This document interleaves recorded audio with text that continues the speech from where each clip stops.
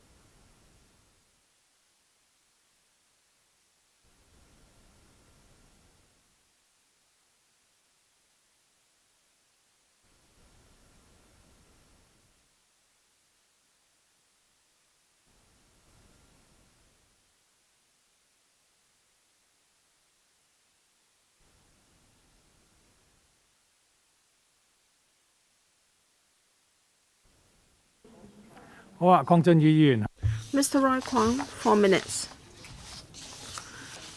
Chairman. Well, in the last meeting, we were considering this proposal to procure an electro-optical system using $54 million. And according to the paper, it depends on the old system. It can be used until September 2005, and the recurrent expenditure is quite substantial. So now we talk about when to replace the system, and it can last until 2022 September at most. Now, if the approval is not granted today, now it's been in use since 2001 to now. Now, I am more concerned about savings. Now, if I'd like to know the extra recurrent expenditure using the old system. According to the paper, in 2024-25, they can save $2 million if the old system is replaced. I fail to understand the logic. Now, because the current system is very old and is also out of maintenance. Now, if the cameras have broken down, then sometimes we have to procure or to send them overseas for repair and maintenance. So the downtime is quite a lot. So that would affect our operational efficiency. The recurrent expenditure now is $10.75 million. Now, we expected from the third year onward, the recurrent expenditure will be $7.8 million. And for the old system, we don't know whether it can still be repaired and maintained, and even it can, the cost will be rather exorbitant. So we propose to spend $50 million, which is already lower than what we spent on it 10 years ago, which was $85 million. And then we can lower the recurrent expenditure and enhance our operational efficiency. Thank you. Now, for the functions of the FC, we have to explain to the public whether $54 million is well spent. Now, you procure in 2001, but now it cannot be used anymore. So 9 electro-optical sensors for $54 million. That sounds too expensive. As mentioned by members earlier, because of the international situation, we don't know where you procure the system. And even if we give you the green light, we don't know whether you can really procure the relevant systems. You were ambiguous this morning, and then we have got a paper tabled in response. However, we still don't know, given the tense international relations. Other than the U.S., where can you procure the U.S.?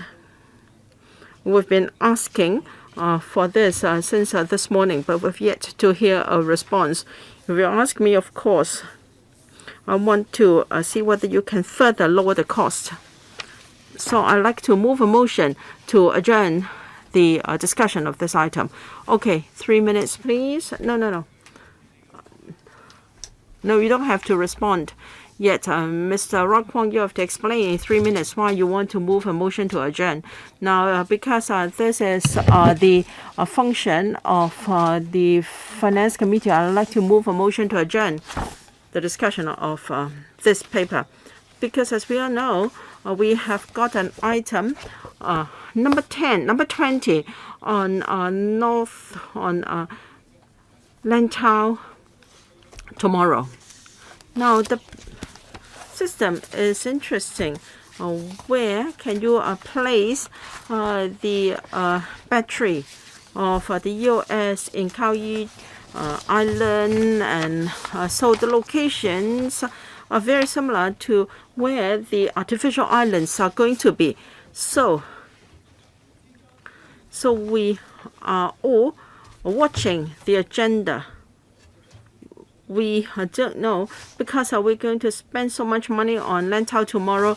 It's like pouring our money down the drains. Of course, that is a separate item. This being the last FC session of this term, if we do not examine the proposals very carefully, then it would be a big deal if the Lantau tomorrow item is passed. All right, you're going to spend $54 million on the U.S. I'd like to hear from other colleagues.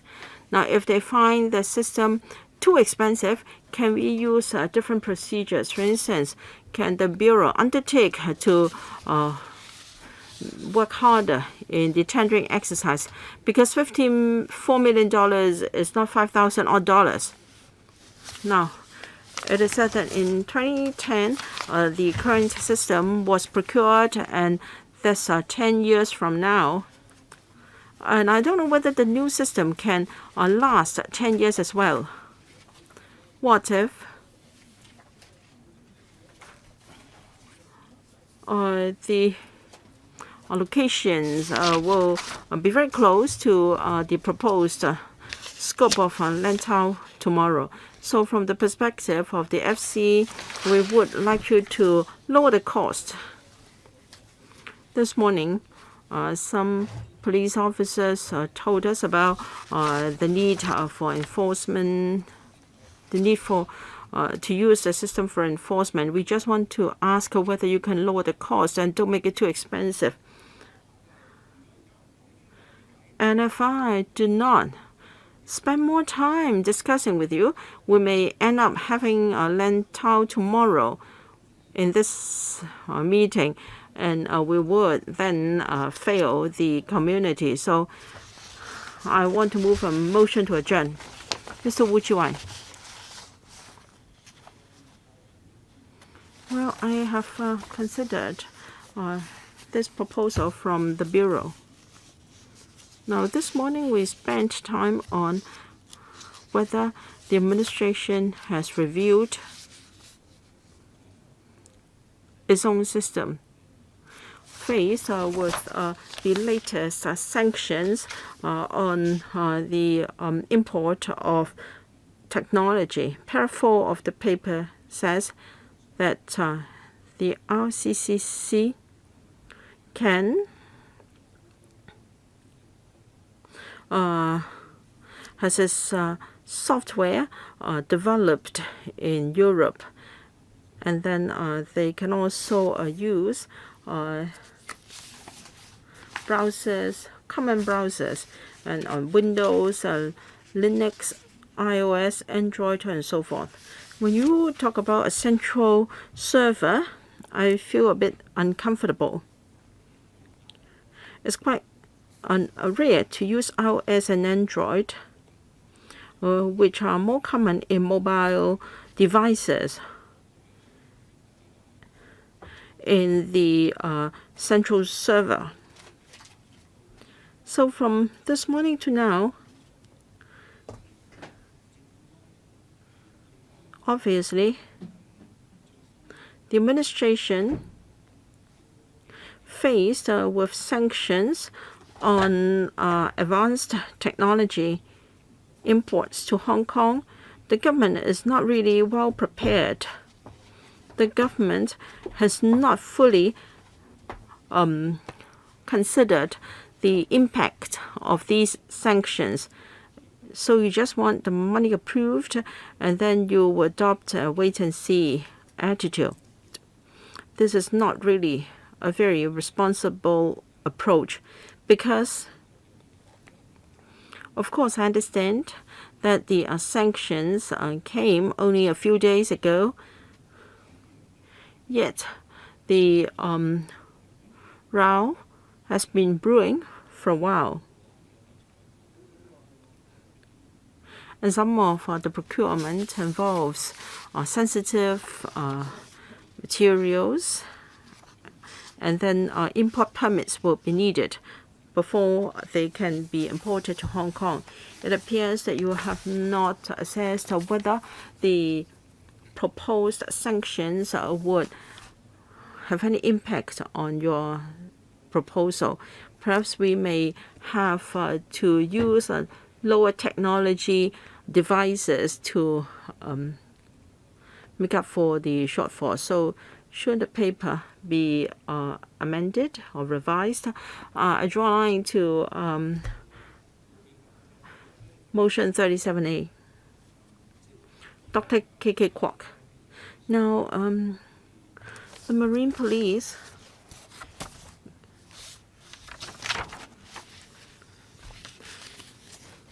in terms of its public image is a bit better than their counterparts when it comes to police brutality, because you rarely see people calling the Marine Police black cops,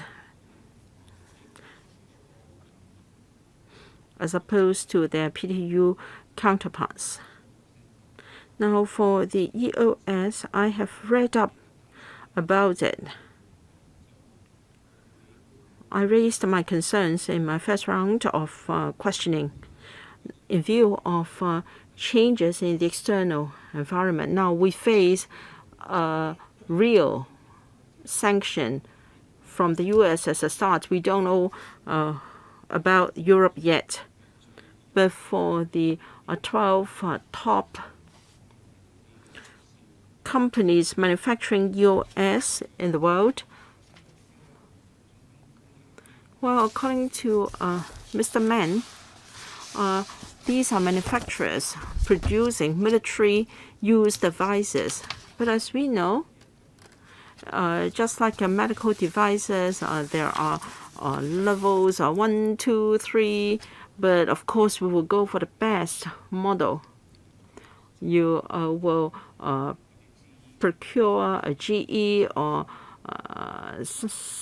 Philips and for medical use. Now, if we go for inferior manufacturers, manufacturers not from the top 12, this is an objective factor. This is not just about the cost or the price. If we go for second best products as a result of the sanctions, when better technology is available in the market, I feel rather uncomfortable because we're talking about $54 million, which is not a small amount of money. The reason for the sanctions are the extradition bill and also other things. And of course, this is not something within the control of the Marine Police. Is it possible for you to ask the administration to withdraw the draconian law so that sanctions can be lifted? I think this is one way out. Mr. Jeremy Tam. The current system started operation in October 2010. And then the contract for maintenance will end in end 2020. I think usually the service life of such devices will be 15 years. And I didn't have the opportunity to ask how come for this case it's only 10. Now for radar of the Hong Kong Observatory, the life is 15 years. Of course, you can extend the maintenance period. But there is no mention as to how long the period can be extended.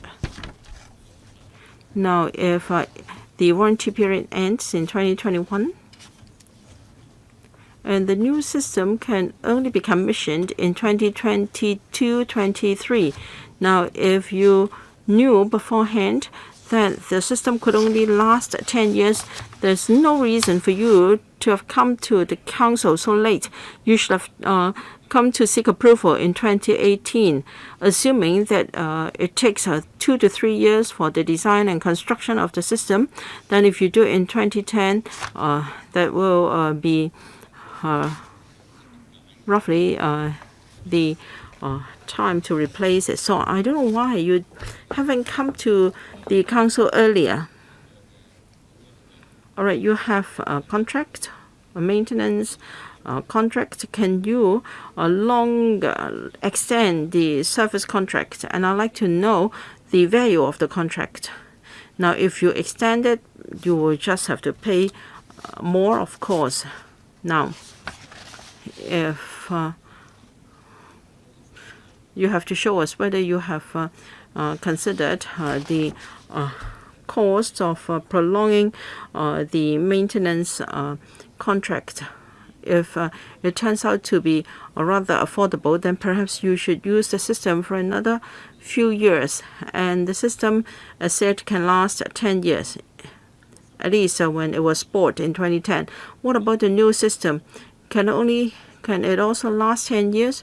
Did you know that it was 10 years when you sought funding approval, or have you known only recently? Soon.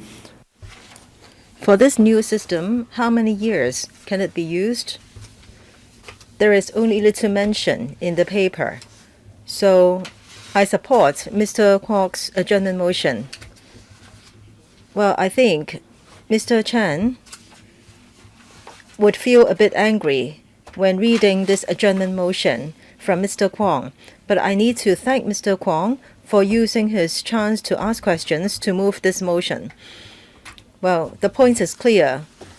Lent out tomorrow, project is such that the government knows that it will not be passed, but still they are putting it in the agenda. So why are they doing so? Are they trying to confront us? Yes, we are protesting because you are putting it in the agenda. Even if we are having this meeting for 3 hours, I don't think it can be passed. Then why? Why are you putting it in this agenda? Why can't you start from scratch in the next term? Tonight, if there isn't the council sitting, and if we continue this FC meeting, you will be including this Lantau Tomorrow project in the agenda, but we are against it. Even if you put it in the agenda, we will protest till the end. At 2 to 3:30, we should be working on a claim case on New Territories Northwest, and there are so many things to follow up.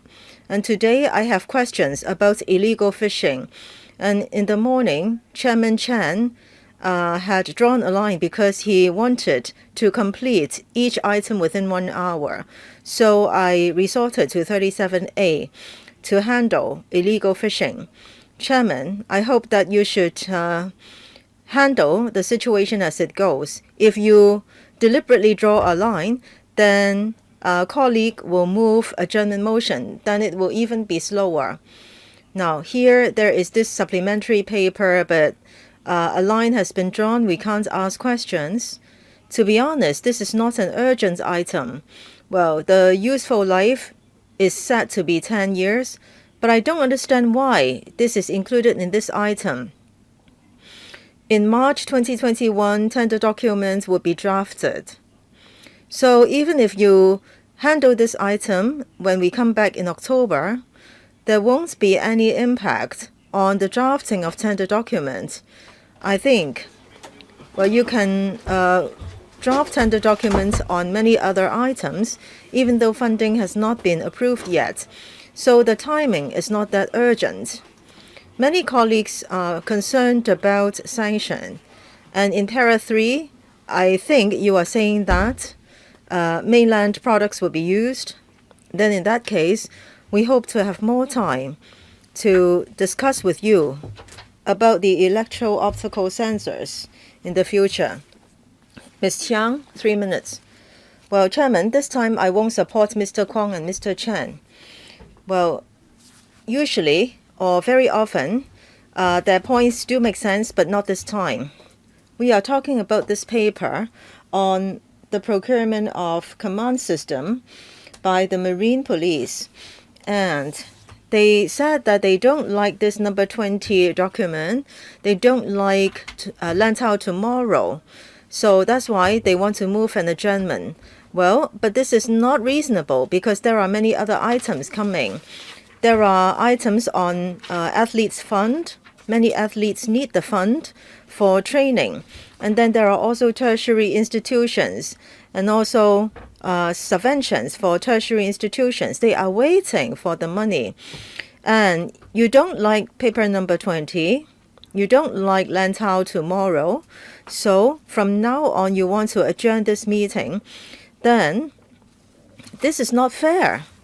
This is not fair to others. Do you understand?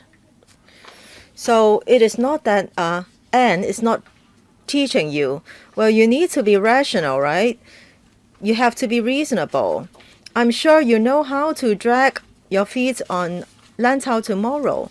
I think you can do it 2 months before that item. You don't need to do this at this early stage. So, Chairman, to be honest, this time they are not rational.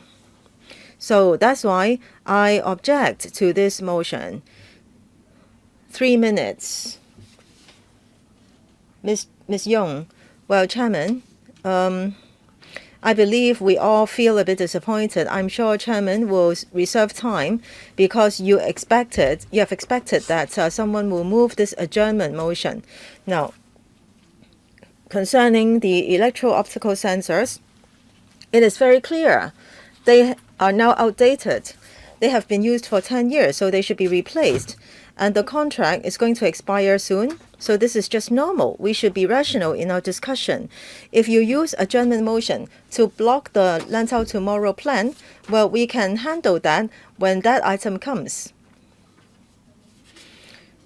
And you are using the time for other items to talk about Land Out. I think this is a waste of time and not efficient at all. Why do we use Marine Police's time to talk about Land Out Tomorrow? Some colleagues said that this is going to be in Land Out Northwest. Then isn't it related to Land Out Tomorrow? Well, over there, that place, within 2 years, there are 40-odd cases of illegal offenses. So there is some urgency. These sensors can help Marine Police to do surveillance and prosecution. So they are not to monitor Lantau Island or the marine body there. Marine Police or the Police or Security Bureau have this need, and the sensors need to be replaced. And the administration explained many times why the contract cannot be renewed and the sensors have to be replaced. They cannot be repaired further. So this adjournment motion is not necessary and is a waste of time. I want to vote as soon as possible. Ms. Claudia Mo, 3 minutes. Chairman, thank you. Let's be frank. The Land Out Tomorrow project and the research fund. Well, at first I heard that it would be placed on the 40th position, and now it is the 20th position. I feel confused. So did they deliberately do that? We are talking about 1,000 billion funding for Land Out Tomorrow.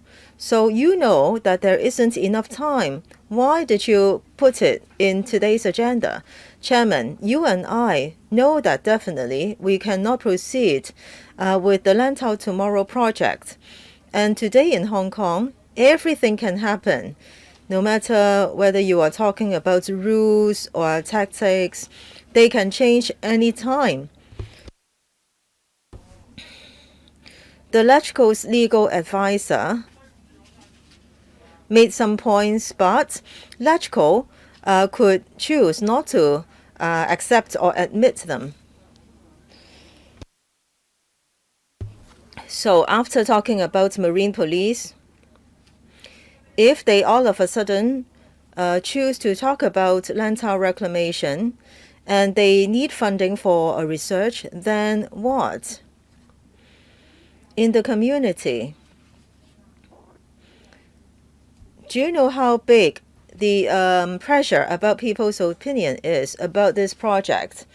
It will burst sooner or later. The government is not withdrawing it. Rather, it is advancing it. I think this is like a show hand game. So what kind of attitude is this? We are worried. Is it unfair to use this Marine Police item to procrastinate? Well, yes, to a certain extent. We are talking about Marine Police Central Command System and Electro-Optical sensors that need to be replaced. And 2 new sensors will be bought. Now, in our water bodies, there is actually smuggling of pork and illegal fishing. And then along Hong Kong coast, well, on the north, there is land, but then on the east, south, and west, if there are some sensors here and there telling the headquarters about any suspicious activity, well, it will be helpful. The question is, the problem is, when I read your latest paper, I'm still worried. This morning, Wen Siu-kin has been asking you about the latest sanction of the U.S., including their equipment and technology. At first, you said very explicitly that there would not be any problem, but I am still worried. Mr. Siu Ka-chun, thank you, Chairman. The Marine Police wants to replace Central Command System, and Para 6 states that the system was in place for 9 years, so it is now already aging. And so they would like to replace the system. The government has not told us after how many years the system needs to be replaced again. And after the system is replaced, can the quality of the command system be enhanced? And can the Marine Police's law enforcement become more effective? And can they better protect people's safety? Now, this system can help combat smuggling activities. But in April this year, according to some survey, some syndicates use refrigerated containers to transport some goods to some sampans from mainland China, and every day they smuggle more than 600 tons of illegal goods. And every day the Marine Police only seized 420 tons of frozen meat. So I really wonder whether the replacement of this system can combat smuggling activities.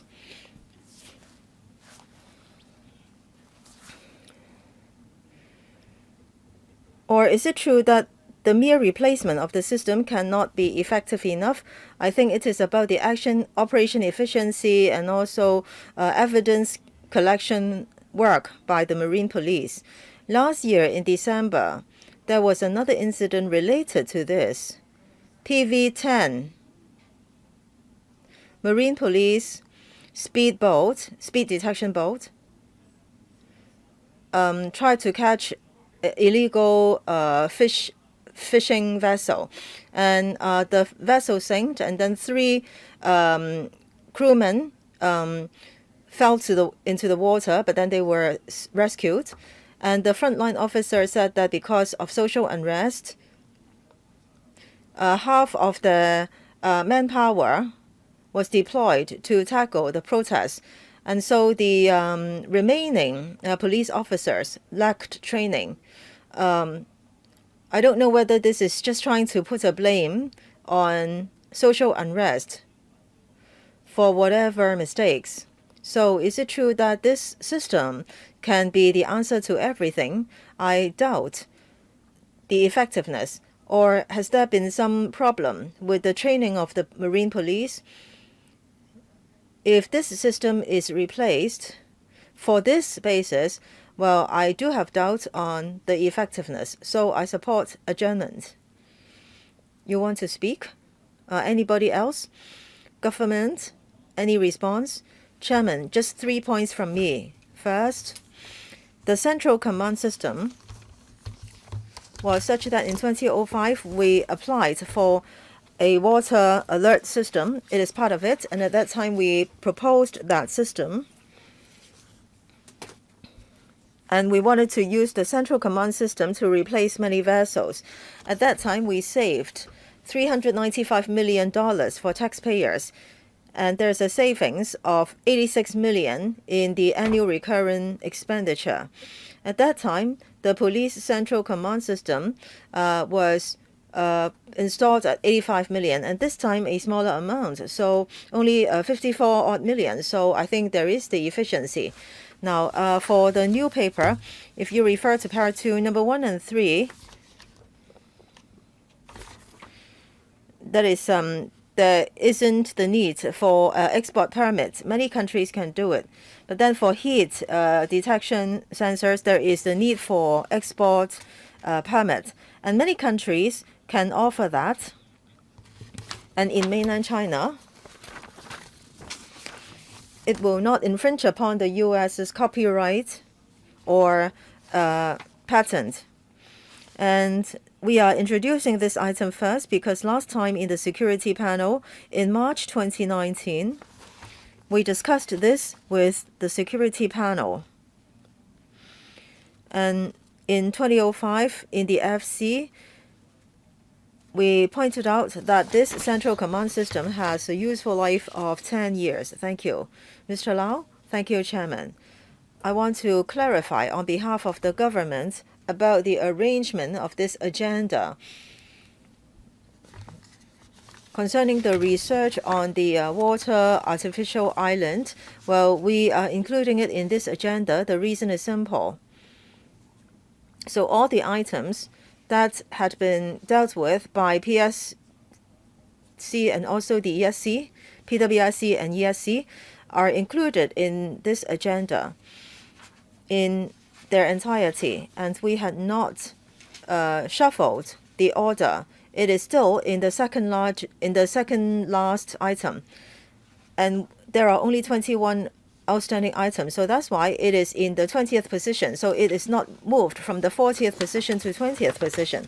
Okay, so I think many members' worries are unwarranted. It is quite unfortunate that together with Ms. Tanya Chan, they had already explained their position from the non-establishment camp. I said that that item will not be handled, but it is unfortunate that there is a lack of trust. They thought that everything can be pushed through, but not by me. I won't do it. If I am to impose on it, then I would have already done it this morning, and I have the confidence that it will be passed. But then in this council, the establishment camp members will live up to our words. Mr. Kwang Chun-yu, so 3 minutes or 1 minute? 1 minute. You are only giving a response. Now, I move this adjournment because of Lantau tomorrow. Lantau tomorrow is number 20. And then we're talking about 60-odd million. But at the end of the day, the final expenditure may be more than 1 trillion. Now, then the treasury will be vacated. We are talking about taxpayers' money, no matter whether you are using like 1,000 billion to reclaim. And there are so many scavengers, elderly scavengers. The government proposes so many infrastructural projects, and you always exceed the budget. For example, SCL, Hong Kong-Zhuhai Macau Bridge, high-speed rail, and also Lantau tomorrow. I'm sure you will exceed the budget.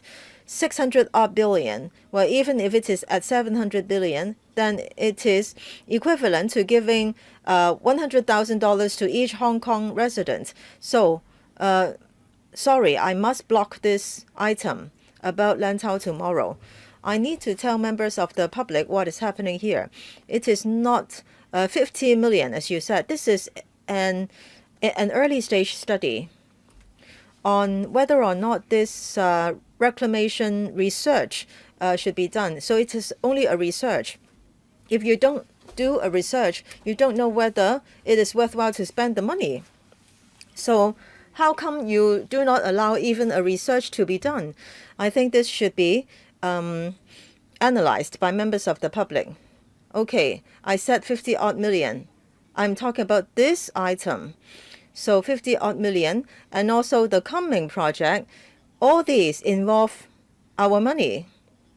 I'm not referring to the research on Lantau tomorrow. But at the beginning, you said that you are worried about the reclamation in Lantau. But you always mentioned 1 trillion. No, this is only about 50 million, not 1 trillion. Okay? So, those in favor, hands up please. Okay, let's ring the division bell. Members, I hope that you will not hit the table when you speak. This is against the rule.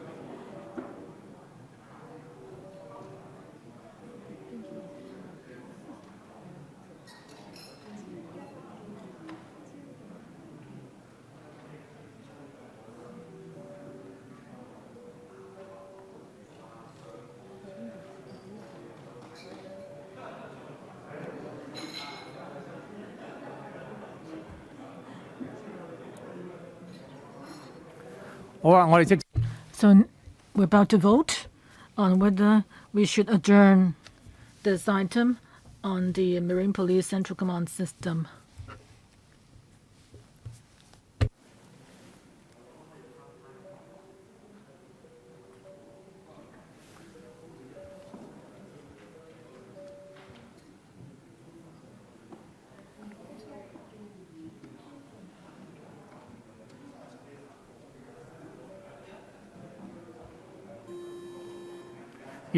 Okay, it's now time to vote. Time's up. Please show the results. 21 in favor, 36 against, 0 abstentions. So the motion is rejected. Draw a line. 3 more members have questions, and there's 37A. The next one is Fernando Jurong, 4 minutes. Okay, Chairman. As for the 9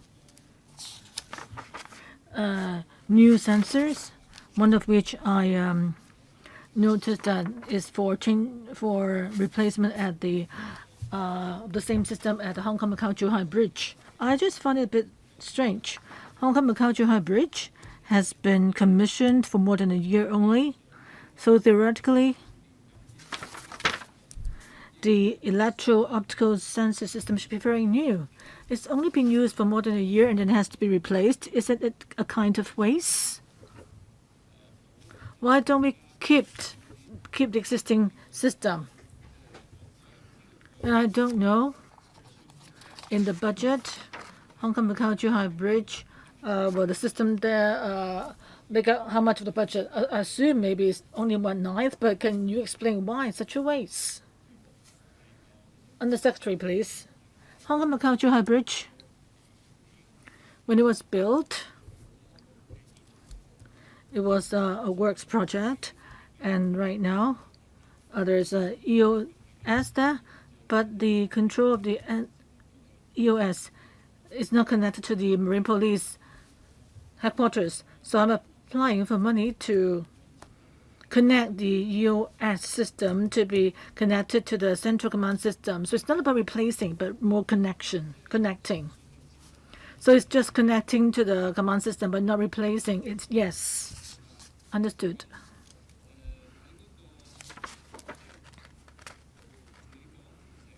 For the entire system, where is the Marine Police Central Command headquarters? Because in the budget, the basic infrastructure costs certain amount. So are you going to replace all the basic infrastructure, or some of which be reused? Should there be some basic facilities that can be kept for infrastructure work? I'll ask the Chief Engineer, please, Mr. Mann. Chairman, The 54 million budget non-recurrent expenditure request is for replacement of the sensors and also including the sensor at Hong Kong Macau Zhuhai Bridge. The one at the bridge would be retained, but it's just that we need to connect it and also adjust it, make some sort of adjustment to it. As for the cost, most of which, well, the signals of the EOS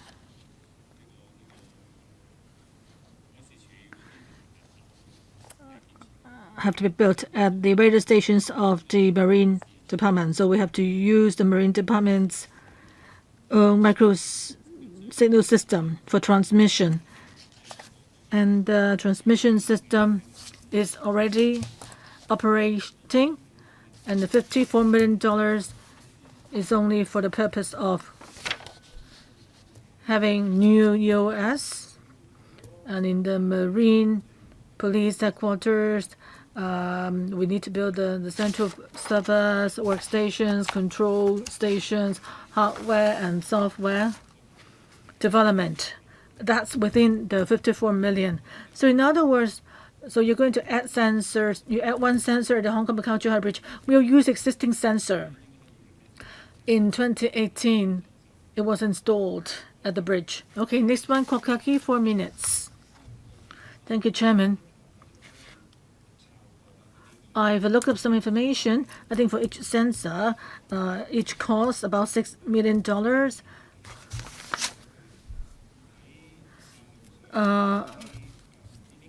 You said that for the sensor, the most expensive is not more than $20,000. Sometimes engineers said that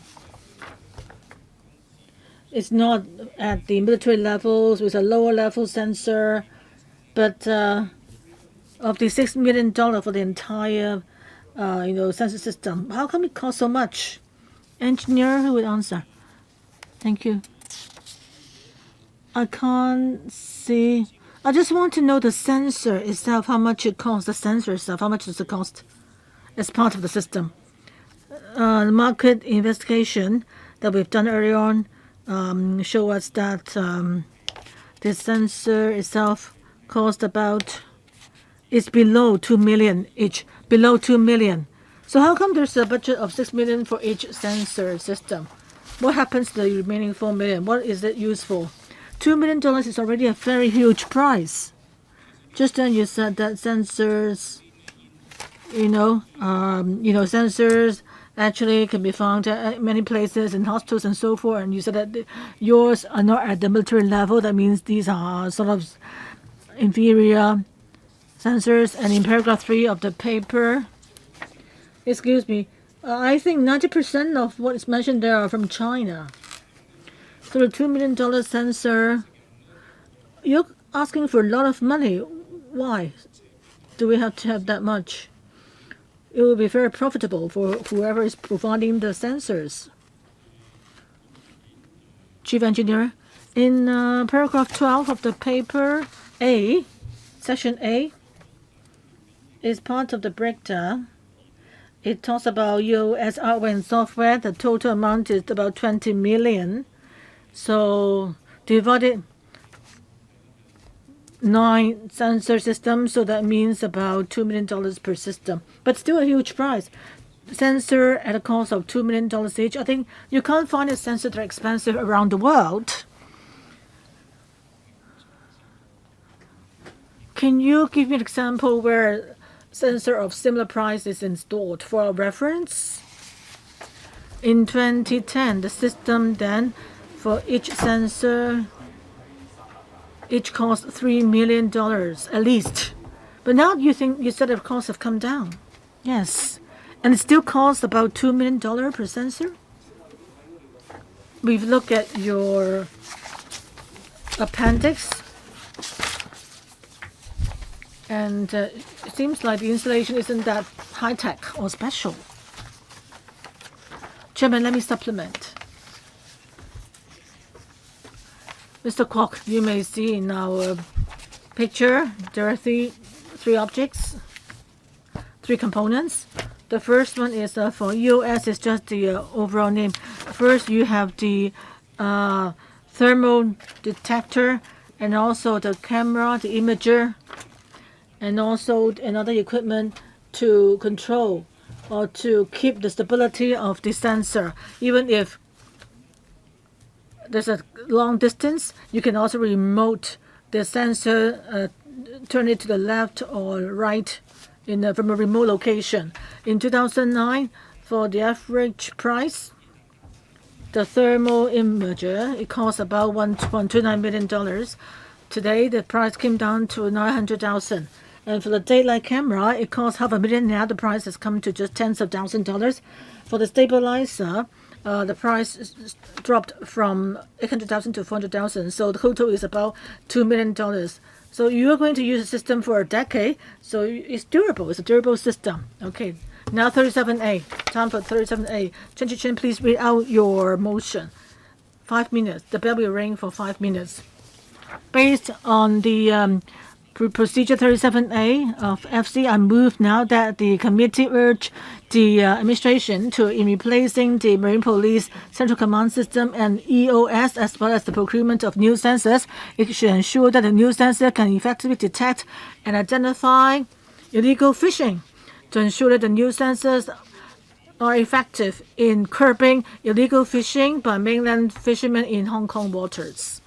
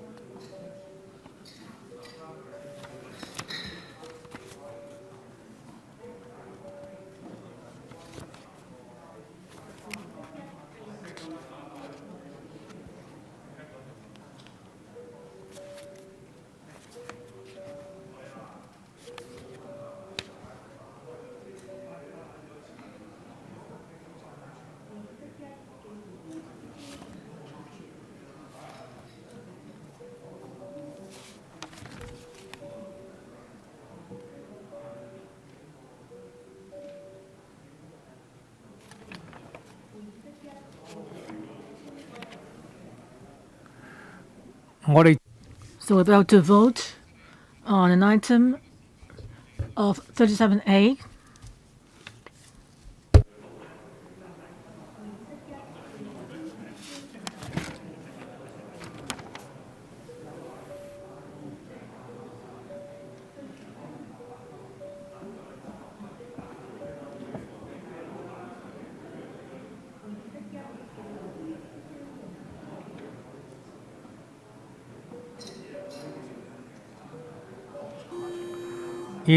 Okay, it's now time to vote.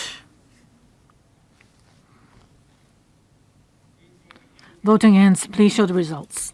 20 in favor, 34 against. I announce that the committee has negatived the motion.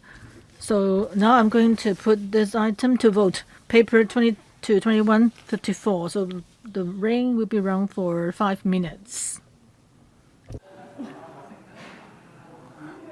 我唔信你哋會舉手通過咯。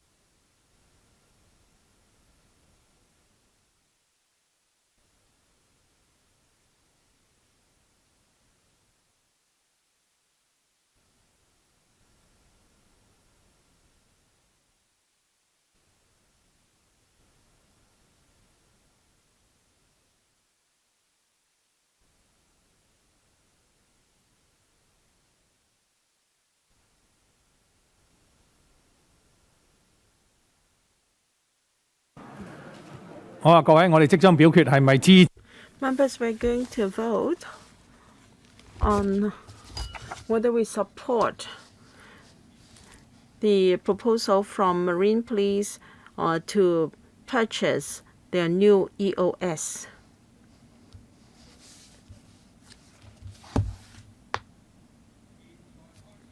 Voting begins.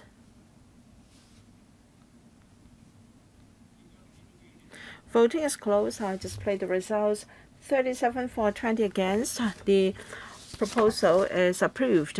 Next, FCR 2019-2019A.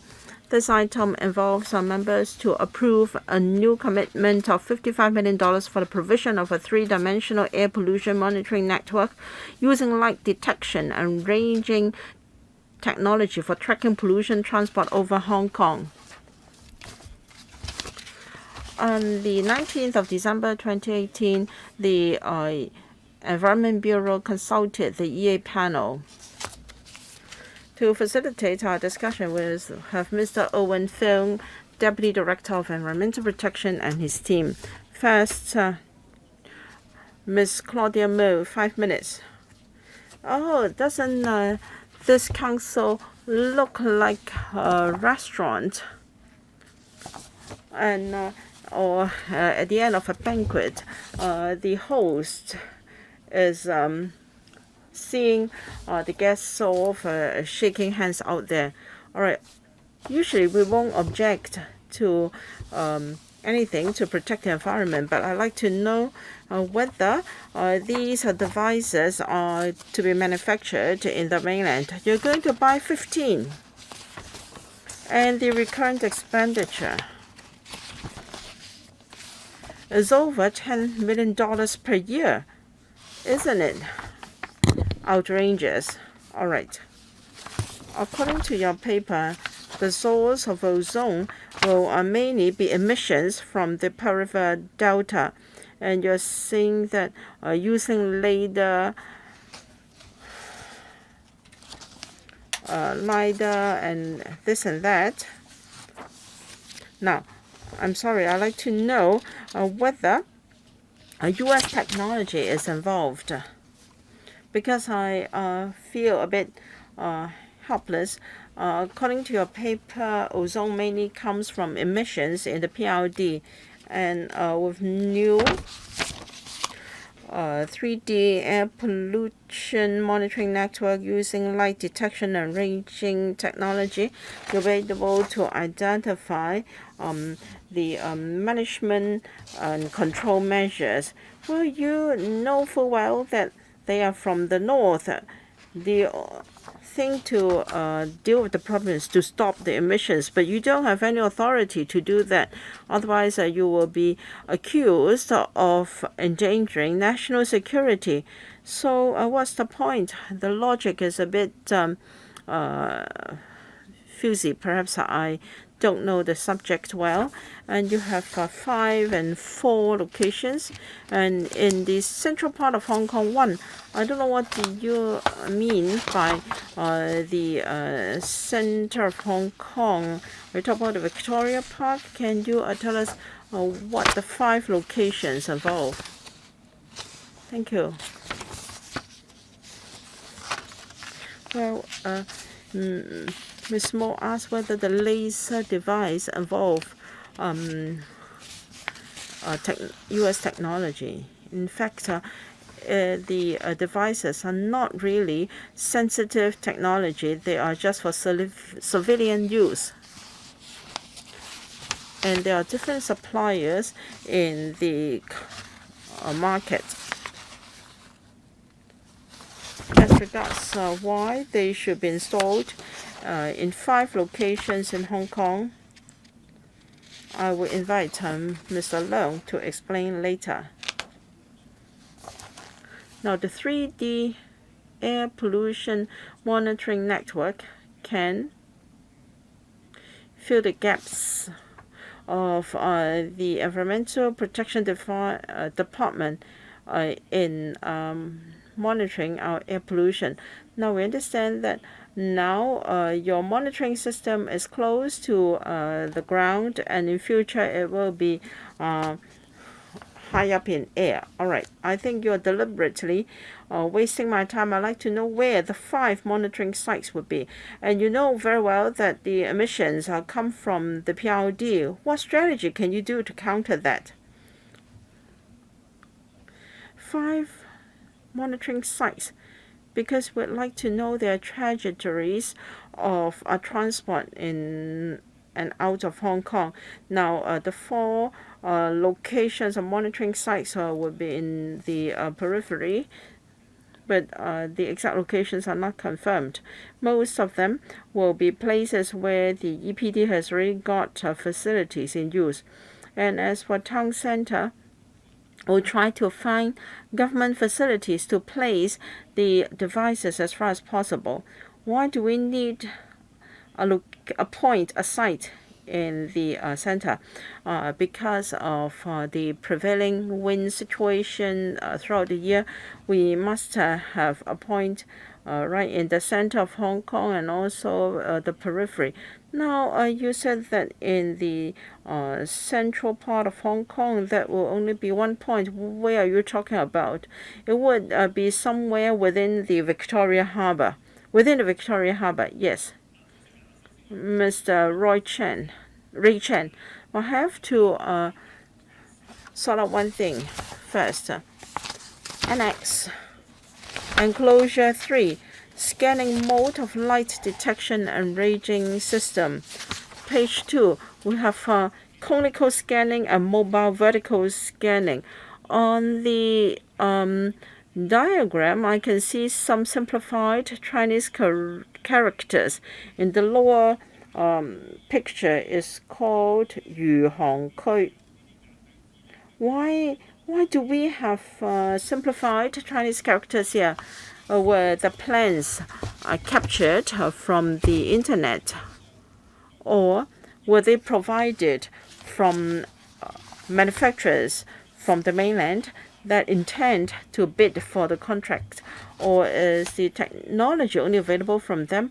How come you haven't got your own diagrams? Enclosure 2, I can see a trademark, company trademark there. I Google searched and found that the device was from Wuxi Chinese technology company. So I'd like to know whether you've already decided to choose this company, or is it because this company has an advantage here? Are you going to tender? We rarely have this from papers for LegCo. China Technology or Zhongke Technology. Have you already got a manufacturer in mind even before the paper is approved? The logo should have been removed. We do not have any preference. All right. Annex, Enclosure 2. Now, this logo, isn't it 中科 Optic, 中科光电? Don't you see that there? You can check. There are 6 commercial grade light detection and ranging system here. The 3rd from 中科光电. You told us that you have removed that logo? No, I said that we originally deleted that logo. Now, it was supposed to be deleted. I apologize for having left the logo here. Are you going to buy the machine from this company? No. We are going to tender globally. This is just a diagram to show you, to give you an idea. But you should be more careful because our members can be very sensitive. Now, on the 19th of December, you briefed the EA panel. In para 10 of the paper, you said that as set out in paragraph 5, information provided will help us to understand the sources of ozone and suspended particulates, and also the trajectories, and that will help us to deal with our work. And the Guangdong provincial government is setting up a similar 3D air pollution monitoring network within Guangdong. The two governments can then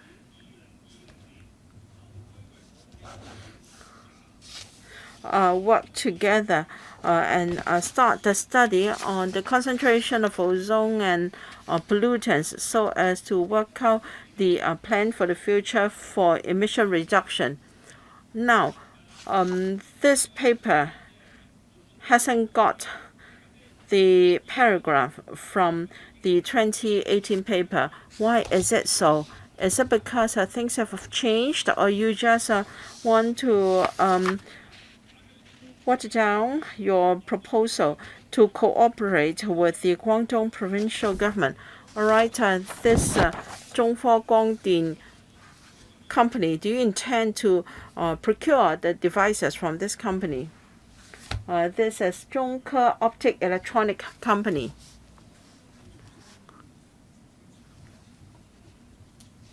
Let me clarify. We are going to have a global tendering exercise.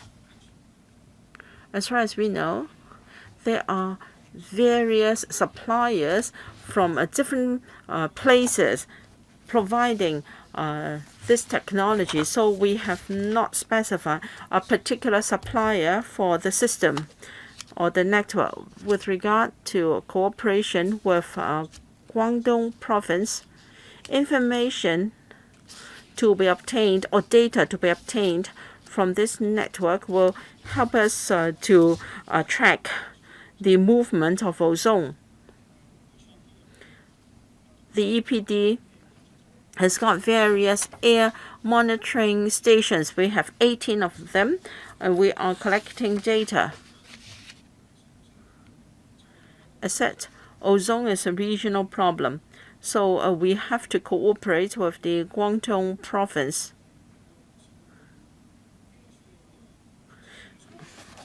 Now, data regarding ozone is more complicated.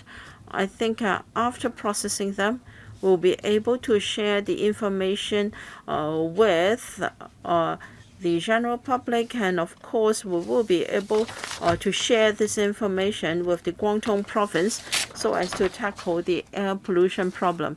Mr. Andrew Wen, now you should not cut our discussion too soon, because I am well prepared. I have a lot of questions. It doesn't matter if you are very close with the Guangdong province. Now, according to your presentation here, you can only tackle this problem through exchange of information. According to your paper, ozone is a complicated problem of pollution. This is a regional issue, so you cannot just gather data locally yourself. You have to share or exchange information with the Guangdong province. You can just come clean. There is no need to hide that you're going to share information with Guangdong. According to the paper, Hong Kong and Guangdong would like to enhance the cooperation. There is a framework for cooperation to launch several issues involving emissions from transport and from power plants and so forth. In the long term, you will cooperate with one another. Well, we just asked you whether you're going to cooperate, and the answer is yes. I'd like to know whether such cooperation is useful or not. You're going to set up a network, and there has been communication with the other party, but I don't think your efforts have paid off, because as we all know, the standards adopted in the mainland are different from ours.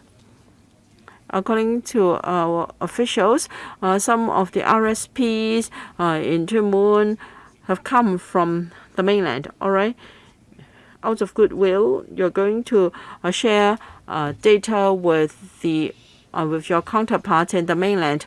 Perhaps this will be rather useless, because even though you have the information, there is nothing you can do about this. Thank you. Now, for air quality in Hong Kong, if you look at our data, in the past 5 to 6 years, for different pollutants in our atmosphere or roadside pollutant concentration, different pollutants have dropped by 30 to 60%, with the exception of ozone. Ozone is something we want to overcome, but because it is a regional problem, we have to use this network to help us to find out the source, the trajectory, so on and so forth of ozone, because we have seen a worsening situation. The concentration of ozone has risen compared with other pollutants. So a cross-boundary cooperation to tackle air pollution is for sure effective. Otherwise, we wouldn't have achieved the reduction in various pollutants in recent years. All right, I believe you.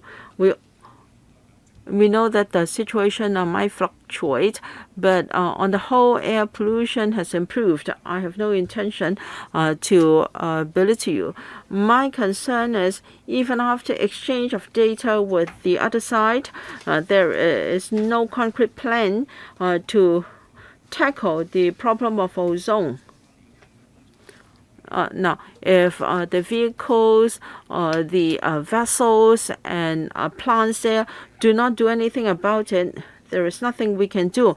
Or is it that they have promised you that under the framework they are going to take several measures that are very effective, so that we can see improvements, just like what we have seen in RSPs? Chairman, in relation to regional collaboration, there are many areas. With Guangdong, we have started an emission reduction plan since 2020. So what work can the two places do to reduce emission? Targets will be set. So we are talking about 2025 and 2030, in which a certain degree of emission reduction has to be achieved. And this time we are talking about three-dimensional monitoring, and this will also be done on the mainland. We are also doing a 3-year study on atmospheric ozone. Apart from this three-dimensional network, we will also strengthen monitoring of VOCs together with some models. So in 2025, 2030, we'll look at how many pollutants can be reduced. Mr. Kenneth Leung, thank you, Chairman. Referring to enclosure 2, there are ozone radar, suspended particulates, and also wind detection. So is it true that so many different radars have to be bought in order for the system to function? Okay. PM 2.5 and PM 10 are the main suspended particulates, and there is also ozone. For the other air pollutants, for example, sulfates and nitrates, can this system be used to monitor them? Thank you. This is my first question. For this system, it mainly targets at particulates and ozone. Just now, members talked about NOx and sulfur sulfates. Well, they cannot be monitored. So far, there isn't a mature technology for them. Now, on high altitude, nitrates and sulfates are of low concentration. Then, do we need to buy all 3 radars, or is it true that each will have different monitoring targets? Each ranging system carries out very specific work, so the objectives are different. Then when you buy different ranging systems, will you issue one tender or various tenders? Now, among different ranging systems, there needs to be an interface. So apart from the radar, you need a system or network to analyze the information. So Apart from the ranging system, will there be some computer hardware and software? Are you going to issue one tender or a few? For this tendering, we are talking about hardware and software of these ranging systems. Each ranging system has its own software. After collecting data, then the computer system in the government departments will be used to analyze the data. We don't need to develop new computer software because we have a system to analyze these data. Now you have more than 3 different ranging systems. Are you going to do tendering separately, or you will want the supplier to supply all these systems at one go? No, not necessary. Different suppliers can quote on only a few ranging systems. No, not necessarily all. I see. Another standard question.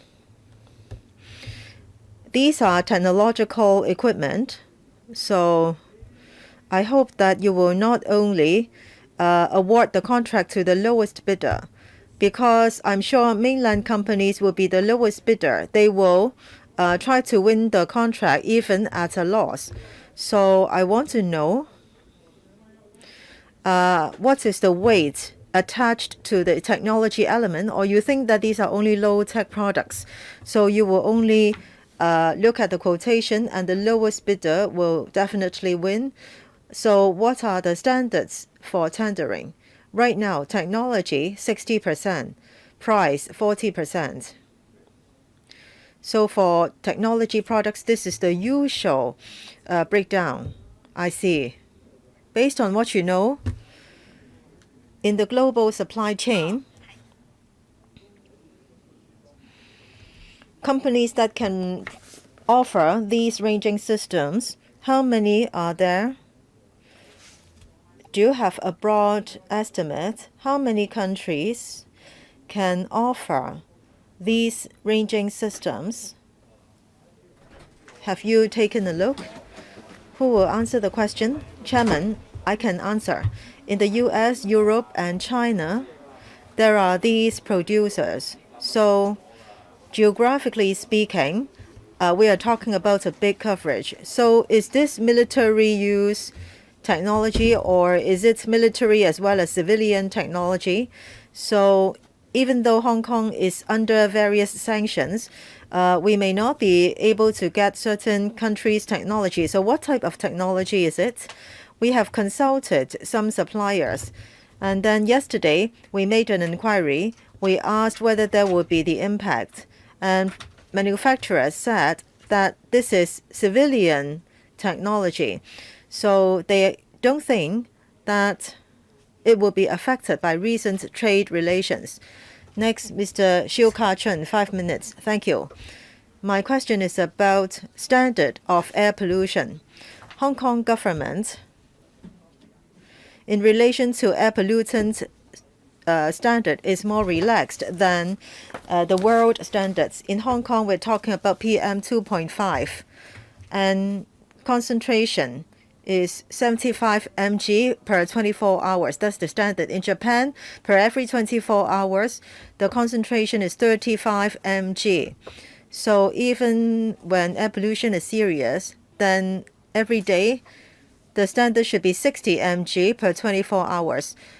On the contrary, Hong Kong standard is 75 mg. So our air pollution standard is more relaxed. In the past, there were many studies showing that the respiratory system and also cardiovascular disease leading to mortality, well, these are closely related to suspended particulates. Cardiovascular disease and chronic respiratory diseases will be much affected. And RSPs are the #1 carcinogens, and even though air pollution standards are relaxed, well, people will be subject to higher risk of air pollution. We all understand that if more and more people suffer from cardiovascular disease and chronic respiratory disease, then there would be huge pressure on the public healthcare system. Now, this time we are talking about a funding of 55 million for a three-dimensional air pollution monitoring network using light detection and ranging technology for tracking pollution transport over Hong Kong. Will the Bureau adjust the air pollutant standards adopted here in Hong Kong, or are you going to adopt a more relaxed standard than WHO? What are the reasons not to enhance the standard? Even though there is the hardware, if the standard of software is not enhanced, then how can we minimize negative impact of air pollution on people's health? Now, every year, does the government have any statistics on the growth in the number of cardiovascular disease cases and respiratory disease cases? I want to declare that I am a patient of cardiovascular disease. Chairman, to answer Mr. Shiu's question regarding RSPs, our goal is the interim or medium-term standard number 1 of WHO. So if Mr. Shiu is aware, according to the law, the Environment Bureau and the EPD once every 5 years have to review these air quality objectives. And in recent year, we completed the recent one. And in the ESP, we made one recommendation, and that is the standard of 75 mg per 24 hours should be enhanced to 55. So in other words, we are moving towards WHO's target. But of course, this has to be progressive. We cannot achieve it at one go. And regarding the 12 objectives about different pollutants, Hong Kong has already reached the final goal of WHO in 6 of the objectives. And in the remaining time, we will try to push ahead the 6 remaining objectives. Concerning the health impact every year, well, right now I do not have the information. I can give you the details after the meeting. Thank you.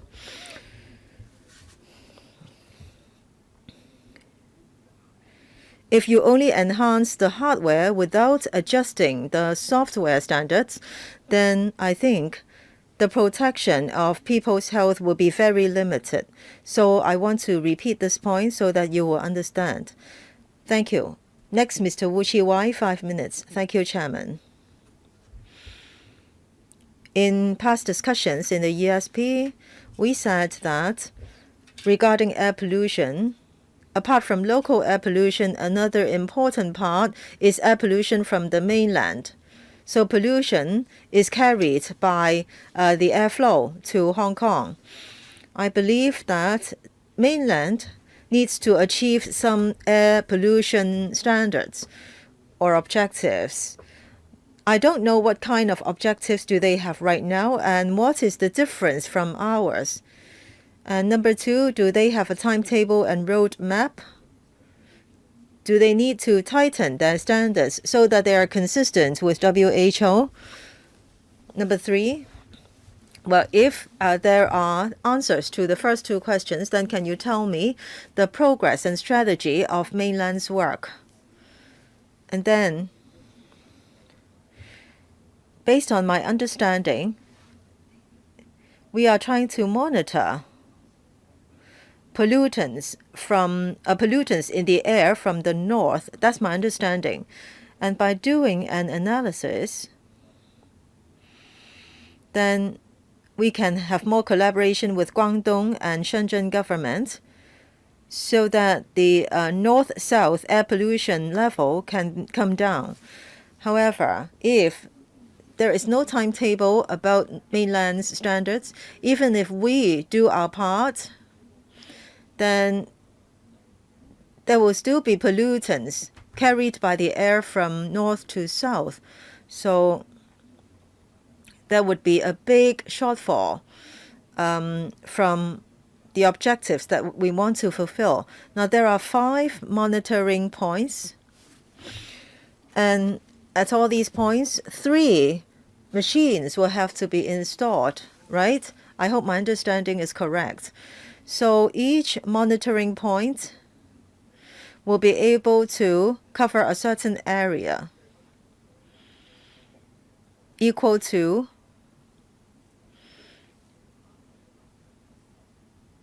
around 15 kilometers in diameter. Is that right? If that's true, then for these 5 points, how big an area can they cover in Hong Kong? Then based on your scientific standards, are they already enough to analyze the pollutants carried by the air in and out? So I think it is a path. So is that path good enough? Can you show me the path in your mind, please? Thank you. Who will answer? Mr. Ho? The standards about mainland pollutants are more or less the same as ours. What do you mean? So the type of pollutants are similar, and then the objectives, the targets are more or less the same. So PM10, for them, they are higher than ours, but then more or less the same. You said more or less the same. Okay.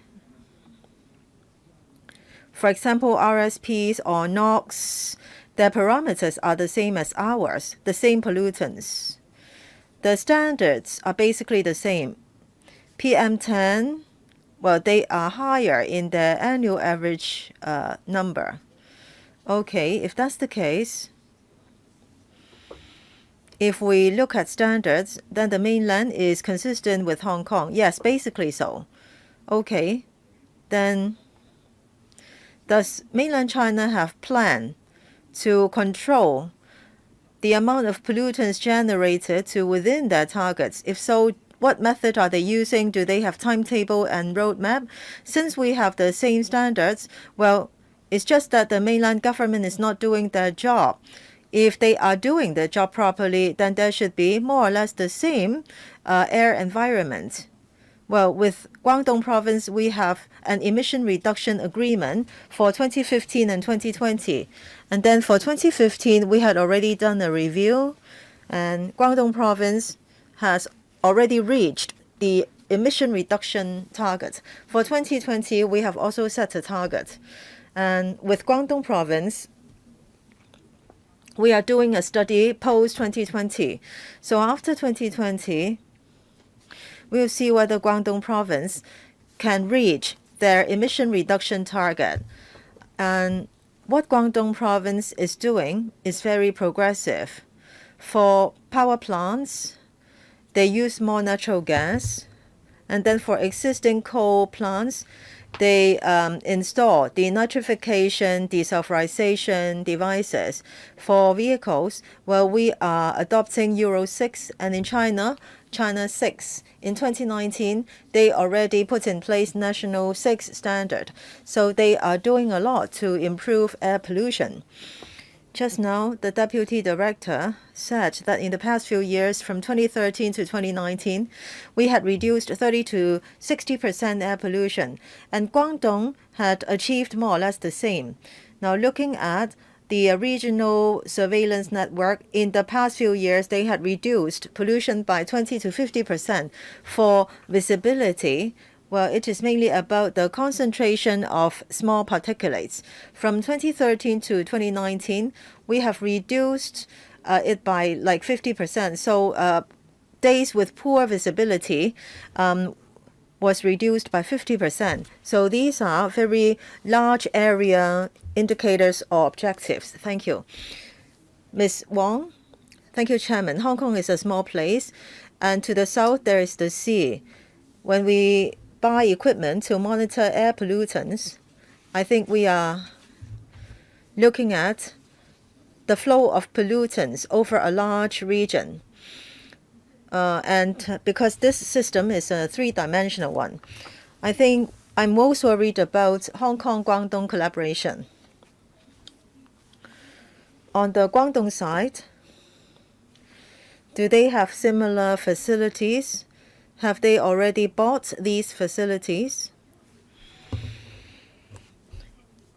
Let's say if there are 5 main regions or areas gathering the data, but we cannot collect data about Guangdong.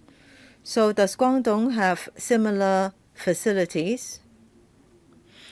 And will there be mutual exchange of information? Can we also get their data and then they can get our data as well? And then we can compare whether the pollutants flow from the north or from the south. So who is affecting whom? Or both are similarly poor. Now, is it true that they have similar devices already? I believe you expect to buy the same model. Then only then will the data analysis be meaningful. So I want to know more about the Guangdong-Hong Kong cooperation. My second question is, who can use the data? Para 11 states that you will look into how to combine all the three-dimensional data and meteorological and ground level air quality data and so on to improve air quality prediction ability and accuracy. Who can use the data? Is it true that only designated people can use them, or can members of the public know the information? Who will answer the question? Chairman, the first question about Guangdong-Hong Kong cooperation. Within Guangdong province, they have built their own ranging, light detection and ranging network. Comparatively speaking, our types and numbers represent enhanced requirement. Who is an enhanced version? Ours is more enhanced. Now, for us, 3 types of ranging technology systems are at the same place, but not in mainland. In Hong Kong, we require that all 3 ranging systems are placed at the same place so that data will be richer and can better reflect the reality. As for sharing of data, Guangdong, Hong Kong, over the past decade, our monitoring network has been sharing data of air quality. And when the leader system is in operation, we would talk about the plans for data sharing and cooperation. As suggested by members, it must be effective within the network in order to have effective analysis of data. So we're going to discuss it with the mainland authorities to enhance the use of the network. So if up north they don't have the 3 types of equipment, and we're having such a high level of precision, and if you can't grasp the data in Guangdong, what's the point of collaborating with the Guangdong side?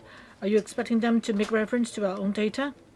Well, they will have data, but not their monitoring points are more scattered, and yet our 3 types of points actually are more focused. For the 3 types of later, they will have them in Guangdong. How about in Hong Kong? How can Hong Kong residents use the data?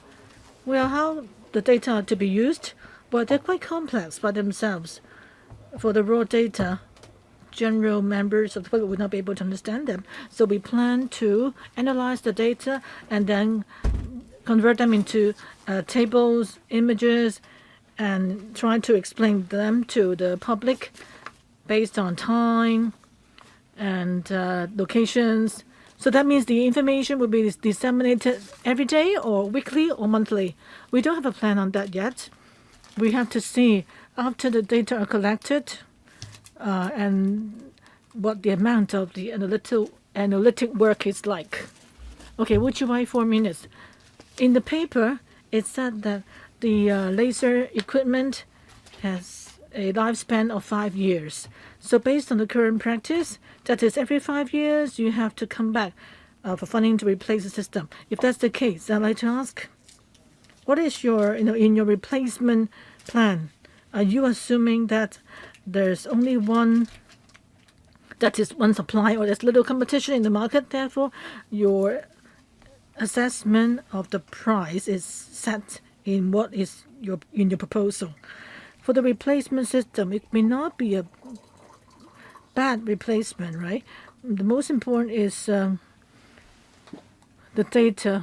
The most important is you know how to analyze the data. So I just want to hear from you. You're comparing now here. That is for every 5 years. Well, you buy the system for a period of 5 years before it's replaced. So you can see that the replacement option actually is not quite different from the proposal put before us. But you have to deal with the system itself every 5 years, but which option is better? And also, will the system, with more competition in the market, with more companies providing their service, then the price could come down. Is that possible?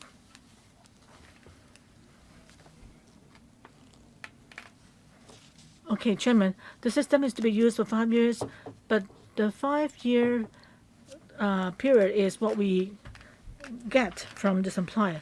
But for the entire air monitoring system, such equipment itself, we have to see how they work in the days ahead. In terms of ozone, the ozone leader system may deteriorate much more quickly.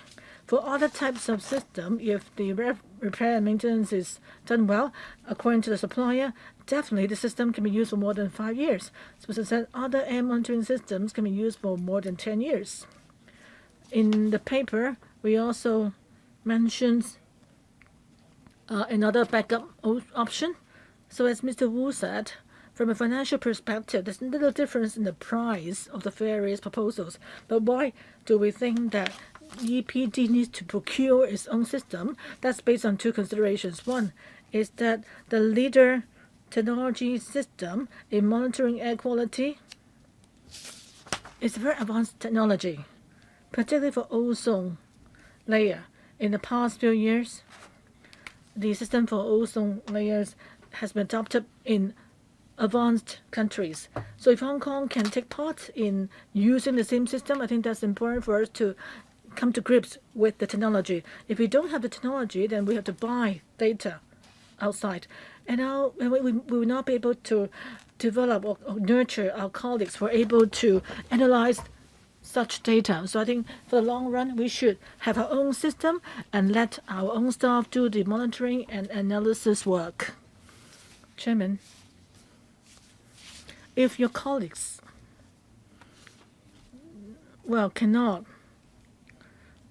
cannot through a modeling analyze the situation, and if your colleague have to operate the system first, I don't quite get it. Do scientists have to have hands-on work? If the analysis is done through modeling, and also with the transmission of data, then the most important skill for the scientist is whether he understands the modeling method and also whether the data are accessible. If the scientist can access the data, then they can just put in the data and do the analysis, modeling-based analysis. What I'm trying to get at is that I can't quite see, operating the machine and getting the data, how are they related to each other? Who will respond? Dr. Leung? Chairman, as for why we need our colleagues to learn about the equipment, because once we've got the data, if supplier give you if the data come from the supplier and we can't analyze the right or wrong of the data, because normally we need to add in a lot of supplementary data to know or to tell the fakeness, whether the data are fake or not. So we cannot just look at other people's data.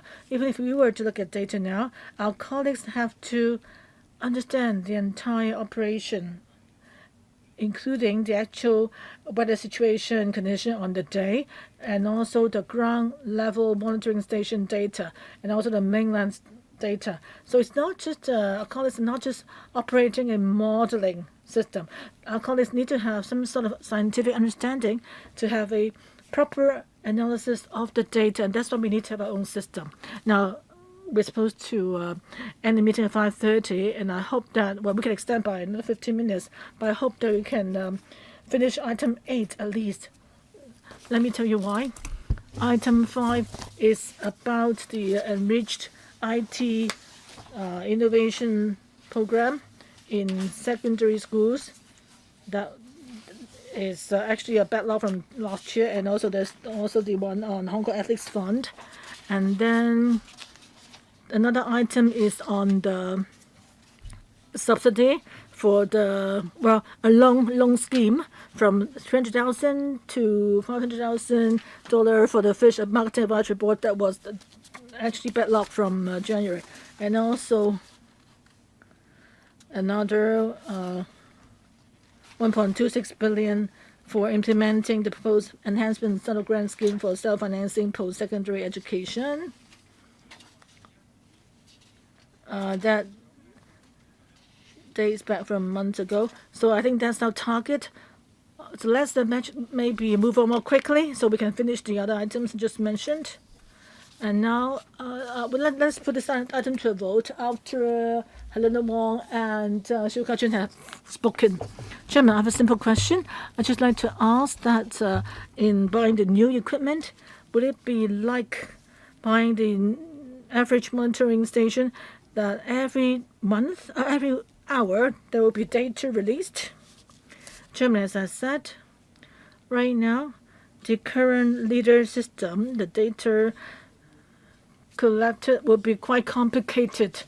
There's a lot of vetting, analysis needed. So it will be difficult to release data every hour, but as Dr. Leung said, we are prepared to share the data with the public in the best possible way, whether on a daily or monthly basis. But definitely we will share them with the public. But on an hourly basis, that may not be possible because there's a lot of computation work involved. My other question is, for the 15 equipment to be bought, you said one will be placed on top of a vehicle to the various districts to collect data. So I'd like to know the equipment, if they are placed in densely populated areas like Mongkok, would it pose any harm to human health when you're collecting data right there? And also, you know that earlier on in various districts, we saw the police throwing tear gas at people. In Mongkok, there was intensive use of tear gas. Also in Chinese University and Polytechnic University. So if you have the systems can you use systems to collect sample of air pollution in whether it's RSP or dioxin or in those protest areas? I've written a question to LegCo. So if the public want to know the use of tear gas in those protest areas or densely populated areas, can we use the system for that purpose to collect the sample, air quality sample? Who would answer? Well, for these vehicles, well, they cannot go to a place immediately. We're just saying that we can move the systems around, but the system will be placed on a permanent spot, but they could be moved, but they're movable. So it's not that they're mobile. Yes, well, I'm saying, of course, they are movable, but we want to see if there could be appropriate locations, then we could move the system around. But it's not that we can just move them anytime we want. It's not like, they can be moved anytime. We expect to use the systems at a fixed spot for some time, though not on a permanent basis. But in conflict areas, because of the use of tear gas or the blue water being ejected from a vehicle, and if you want to know whether the air quality is contaminated, what kind of device do you have to monitor the air quality, or do we have to rely on the ground level monitoring station only? Who would answer? Let me answer the question on safety first. That is using this leader systems, whether it will pose any harm to human health. For these systems, they are certified I-safe. The level is quite low, so for use in the urban areas, we would use this sort of safe systems. And the angle from which this system is deployed will be facing the sky, so it won't really affect human health. And as for diet water being sprayed to people, well, we are monitoring air quality, so we will not measure water quality. Wen Xiuqing, you have a question? She asked already. How about the use of tear gas, impact of tear gas on air quality? How are we going to collect the data? In the past, in our reply to LegCo, we mentioned that tear smoke is a kind of RSP. So in our monitoring station, we can show whether there's any change in the air quality. As for dioxin, we also have 2 monitoring stations that measure Hong Kong's level of dioxin. In the past months, like since last year, in the past year, we've seen that the level of dioxin in Hong Kong has not changed noticeably because they only have 2 monitoring stations. The conflict areas are not near your 2 monitoring stations. Well, dioxin can stay in the air for long. If it remains in the air, it can be felt and tested there for a long time. Okay, if there are no other questions, I'll put 2019-2019A to a vote. Please ring the bell. Claimant Division. 唔係你要打拖林鐘先係嘛？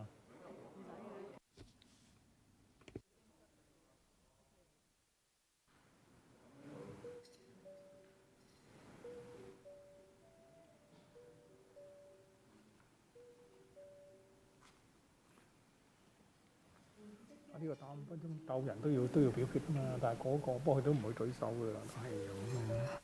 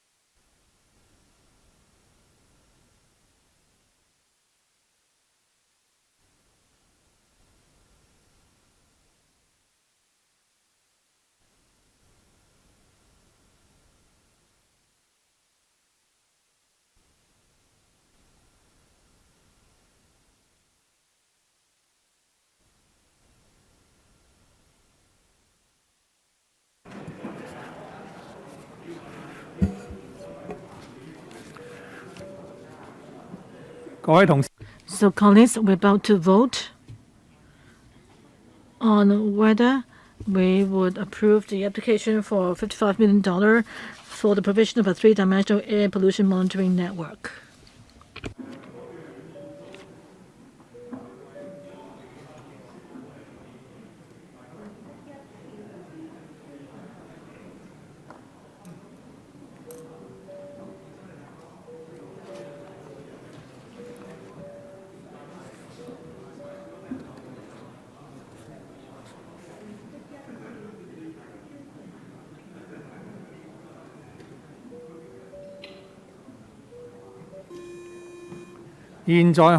Voting begins.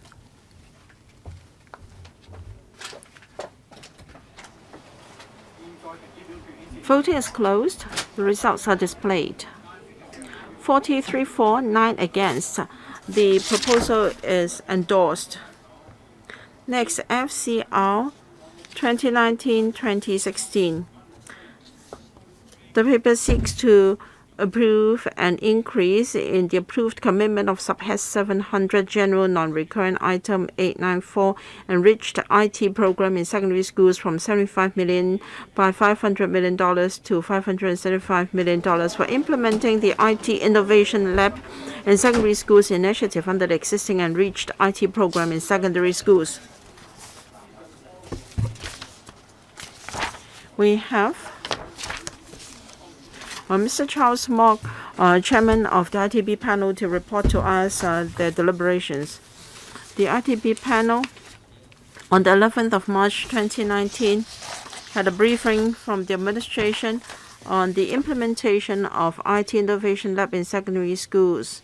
The panel supported the funding application with the view that the scheme will help to nurture IT talents and will help to promote IT development in Hong Kong. Some members of the view that IT element should be added in the learning of schools, and then the government should use a matching fund to provide funding so the participating schools can show their commitment and involvement. Members are concerned as to whether the amount will be sufficient for procurement of hardware, upgrading, and maintenance. Some members are concerned as to whether the IT Innovation Lab in secondary schools will increase the workload of students. Members asked whether participating schools will enhance their IT manpower or outsource the organization of extracurricular activities to relieve the workload of students. The panel urged the panel to have representative from the Education Bureau present when this paper is considered by the FC. A motion was passed to enhance innovation and technology and engineering and mathematics teaching. We support the proposals, and then the scope should be expanded to cover primary schools as well. Thank you, Chairman. As said, this paper has been on the agenda on the waiting list since 2019. And I understand that the OGCIO and also the Education Bureau have helped some schools to get started first. But some contractors and schools have indicated that they have yet to receive funding. But they have started some of the items as far as possible. And so there may be some slippage, but we support the passage of the paper. Now, the panel requested that the representative from the Education Bureau be present at this discussion, but it seems that they are not here. And then can the scope of the program be extended to cover primary schools as well? Mr. Sid, it would be more appropriate to start IT education in secondary schools. Our pilot scheme has benefited 8 secondary schools involving 20,000 students, and the results are very significant. So our plan is to extend the scheme to all government funded schools, secondary schools. As a first step, I think we should focus on secondary schools when it comes to IT education. Thank you, Chairman. While the Secretary has given us his position, I'm of the view that we should start the promotion of IT education in primary schools. In the past few years, the Jockey Club has been sponsoring dozens or close to 100 primary schools for STEM and programming or coding activities. Of course, we should not just rely on the Jockey Club. Other organizations have also been involved. And if the government can take up the responsibility, actually it should do so, because if we rely on the community or schools or NGOs or funding from organizations like jockey clubs, well, they already have the experience to launch IT education. The government has the responsibility to do this, and as requested by the panel, it's better to have the Education Bureau present today. It would be unfair if we just ask the ITB and the OGCIO to do the work. While this is education, we have only asked the IT Bureau to take up the responsibility. We are thankful that the two parties are willing to show the responsibility, but I think the Education Bureau should really take up the task. Mr. Ip Kin Yuen, I thank Mr. Charles Mock for his views. I am grateful to the ITB for taking the initiative to help schools to carry out STEM education. At the end of the day, we're talking about setup in schools, and the Education Bureau naturally should be involved.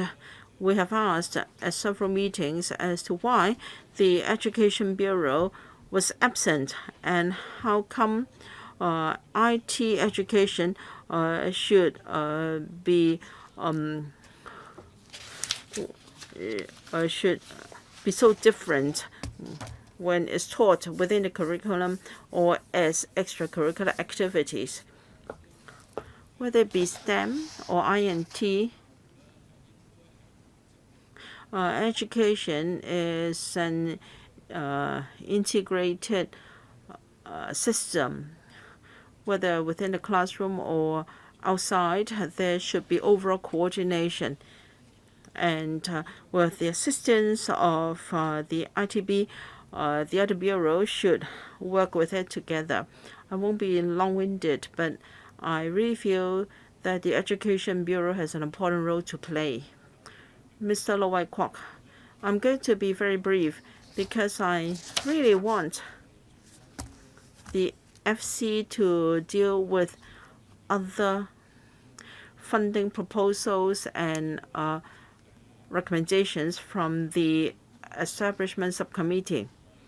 I understand that although Lantau tomorrow and reclamation in the central waters are on the agenda, regrettably, they won't get a chance of being dealt with today. At public hearings and at panel meetings, so we have heard a lot of support for the proposal. Chairman, I think you know quite well that the item won't get a chance today. And there are many items on the agenda we want to approve. As regards this paper, we really support IT Innovation Lab in secondary schools. because gradually in the community we overlook the importance of INT, and in the 21st century this is going to be a drawback for Hong Kong. So I greatly support this paper. I've taken part in various INT competitions in secondary schools as adjudicators. Our students are very creative.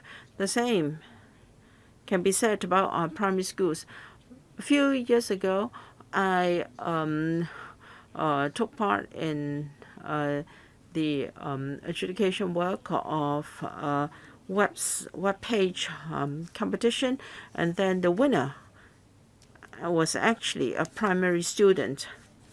So I hope that the promotion of STEM education can be more comprehensive. All in all, I support this paper. I don't want to spend all the time allocated to me because we still have many items pending. I hope we can all cooperate. Mr. Wu Chi-wai, I'm going to be brief as well, Chairman. In this proposal, they put a lot of emphasis on cloud servers and cloud computing. Now, have they learned from their previous experience? Will they still just provide funding for schools to procure the hardware, and as a result, the money may just be spent on buying computer equipment, and they may end up being idle there. The hardware has to be upgraded on a regular basis. So we should use cloud open office, and then it may be better for the users to access the cloud server so that they don't have to upgrade their hardware so often. Since you're of the view that more cloud servers should be provided to schools, are we talking about a major cloud, or will you be buying, take Microsoft as example, will you just buy the cloud services from Microsoft? And is that what you mean by cloud services? Or rather, can you integrate the cloud services of a few schools, making them more powerful? We're going to procure cloud services so that hardware will not be needed. They just buy the cloud services. Yes, I understand. I'd like to know whether schools will do it individually. It's just like universities. In university, they have a server to serve all the terminals. Are you using the same concept, or will schools be required to procure cloud services they want? For instance, for Photoshop, they procure Photoshop cloud services, so on and so forth. We believe about 500 schools will take part, and they will come to apply for funding to support activities and hardware they need. Will there be sufficient IT talent to follow up? We will have a one-stop service center to offer support to schools, and we have a procurement list. They can use different hardware and also cloud items for different activities. Is there any performance pledge from your center? Will it be from the ITB? No, there is a dedicated team in OGCIO. When a school successfully gets the funding, there will be a procurement list for reference. There will also be a one-stop service center to assist schools to overcome technical difficulties. And we can also assist schools to find the most updated and suitable solution. So will schools have the resources to deal with IT planning? Because usually schools do not have such expertise. There is a subsidy offered by the Education Bureau to assist the development of IT in schools. Our initiative will help schools to provide extracurricular activities, and in launching various programs, schools may have a heavier workload and they need support in professional expertise, and therefore we have a team to assist, and we have also lined up practitioners in the industry, hoping that they can help schools to secure the most suitable technology. There will be relevant activities in 3 years, and we will adjust depending on the development of the school to ensure that the schools get the best support they need. Dr. Helena Wong. Now, I also agree that IT education should start in primary schools, not secondary schools. I hope the scheme can be modified so that even primary schools can have such activities. So please do consider this. Since there is no one from the Education Bureau here, now the ITB and also the OGCIO are responsible for the program which serves secondary schools. Our concern is your communication and collaboration with the Education Bureau. We are worried, as mentioned by Mr. Wu Chi-wai, whether the schools have manpower to develop the proposals. You need somebody to do it. It can be a teacher. Now, if funding is approved for setting up an IT innovation lab, I don't know what will be the manpower you need, but will the funding for employing such a teacher included in your funding, or will there be manpower support allocated to schools by the Education Bureau in order to support this initiative? Well, the government is a whole. There is only one government, so we have communicated with the Education Bureau with their support.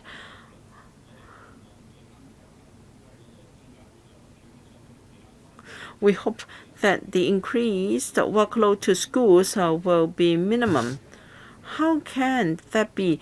Because if they don't have the manpower, they can't even write this proposal, because not many people joined, too many schools joined your enriched IT program in secondary schools pilot scheme. So will there be teachers who know how to write the proposal and who will operate the lab? Well, we consulted parties like the Secondary Schools Council. We organized a seminar which over 600 teachers attended. And in the process, we heard their views, and we could see that the program was very well received by schools. They are more than happy to take part. No, I don't doubt that the program will be attractive to schools, because IT Bureau has arranged for legislators to visit a school. I was amazed. I very much hoped that when I was a secondary student, I could have such a program to enhance my IT skills. So the crux of the matter is whether you have provided funding to employ a person to run the program. So I'd like to know whether the manpower expenses will be covered by this program or given separately by the Education Bureau.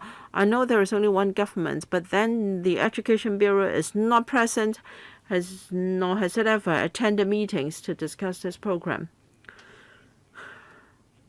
The funding support can be used to employ part-time or short-term staff members, and they can also pay professional and even professors or teachers, coaches to teach the EAC. We have a procurement test, and then liaison with the industry is very important, so that there will be professional advice and support in the procurement of equipment and organization of activities. That means the funding can be spent on employing people dedicated to run the program. Yes. Mr. Ray Chen. Paragraph 2 says that you will provide funding support of up to $1 million in 3 school years under the program. But some schools might have already upgraded their IT equipment using their own resources or by donations from parties like the Pt3.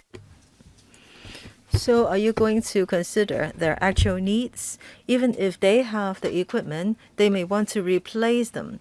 So is it true that you will look at things that they have not, and they will have to submit proposal to apply for the funds? So first of all, they must be in a situation that they do not have those equipment or not up to a certain level. Only then can they apply for the funds to buy the equipment. And is there a required ratio between the equipment and the ECA?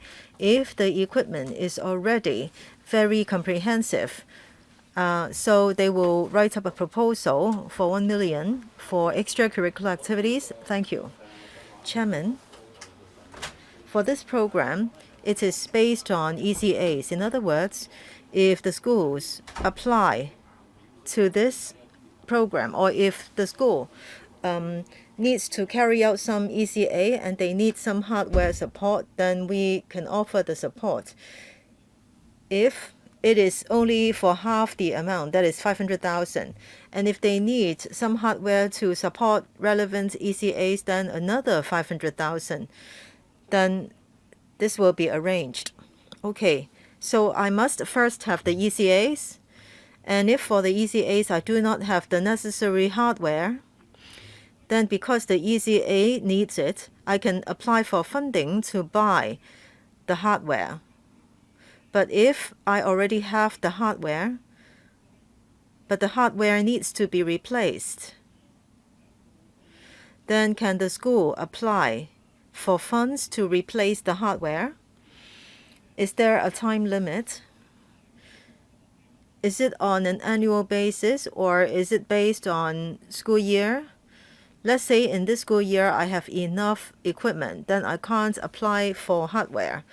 I want to apply for funds to recruit people to carry out ECAs. And then in the next school year, there is hardware I need to replace. Then based on the ECA, I apply for funds to replace the hardware. Chairman, this is on a need basis. We will approve based on the school's needs, and there is no limit. The whole $1 million can be used to organize activities. Chairman, what I mean is if I already have the equipment, then you will let me organize the activities. But can I say this? I have the equipment, but I can replace the equipment. The equipment I have may not be the latest model, and the equipment will become outdated very quickly. So is it true that if the school already has the hardware or equipment, then it cannot use the funds to replace the equipment? Yes, if there is the need, yes, that's fine. Then how are you going to approve that? If activities are to be organized, if the schools want to replace equipment, they can submit proposal, then we can vet the proposal. Well, that is based on the honest declaration by schools then, regarding equipment that schools have. schools, do schools need to give you a list of equipment they own, or the equipment is not for that particular purpose? So can I just buy some equipment for a particular ECA? Schools will have some computers and basic servers. But I think you all understand that schools have their work needs and educational needs. They have their own equipment. Yes, in most schools. So we will not assess whether the existing computers and servers can support the additional ECA. So if the school makes an application for a certain ECA, if the school needs some hardware or professional service, then we will not consider computers that school already owns. We won't be able to understand the utilization of existing equipment, so we will just support them. I see. Next. Mr. Wu? Okay. The maximum subsidy will be 1 million for each school. I don't know whether my understanding is correct. In the paper, you state that in the last talk, you sent letters to 360 schools and 600 odd teachers came. Last time, is it true that only 360 schools responded? Or there are 300 to 400 odd secondary schools here in Hong Kong? No. If you ask for 500 million, then that should be enough for 500 schools. So let's say they apply for the full limit. That's my first point. In the whole process, some schools may be stronger in IT, then they will be active in making applications. Some schools may not know how to submit application. For those less competent schools, will you take the initiative to help them apply? Very often, the more competent schools will be able to make better proposals to apply. Those less competent schools will face difficulty. They need more support.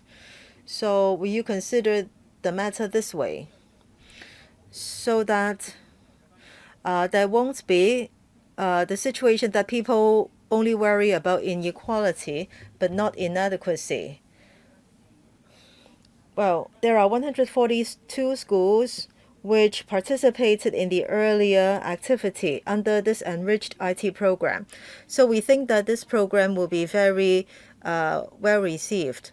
Now there are 500 schools that are eligible and they will make applications. So that's why we have budgeted 500 million.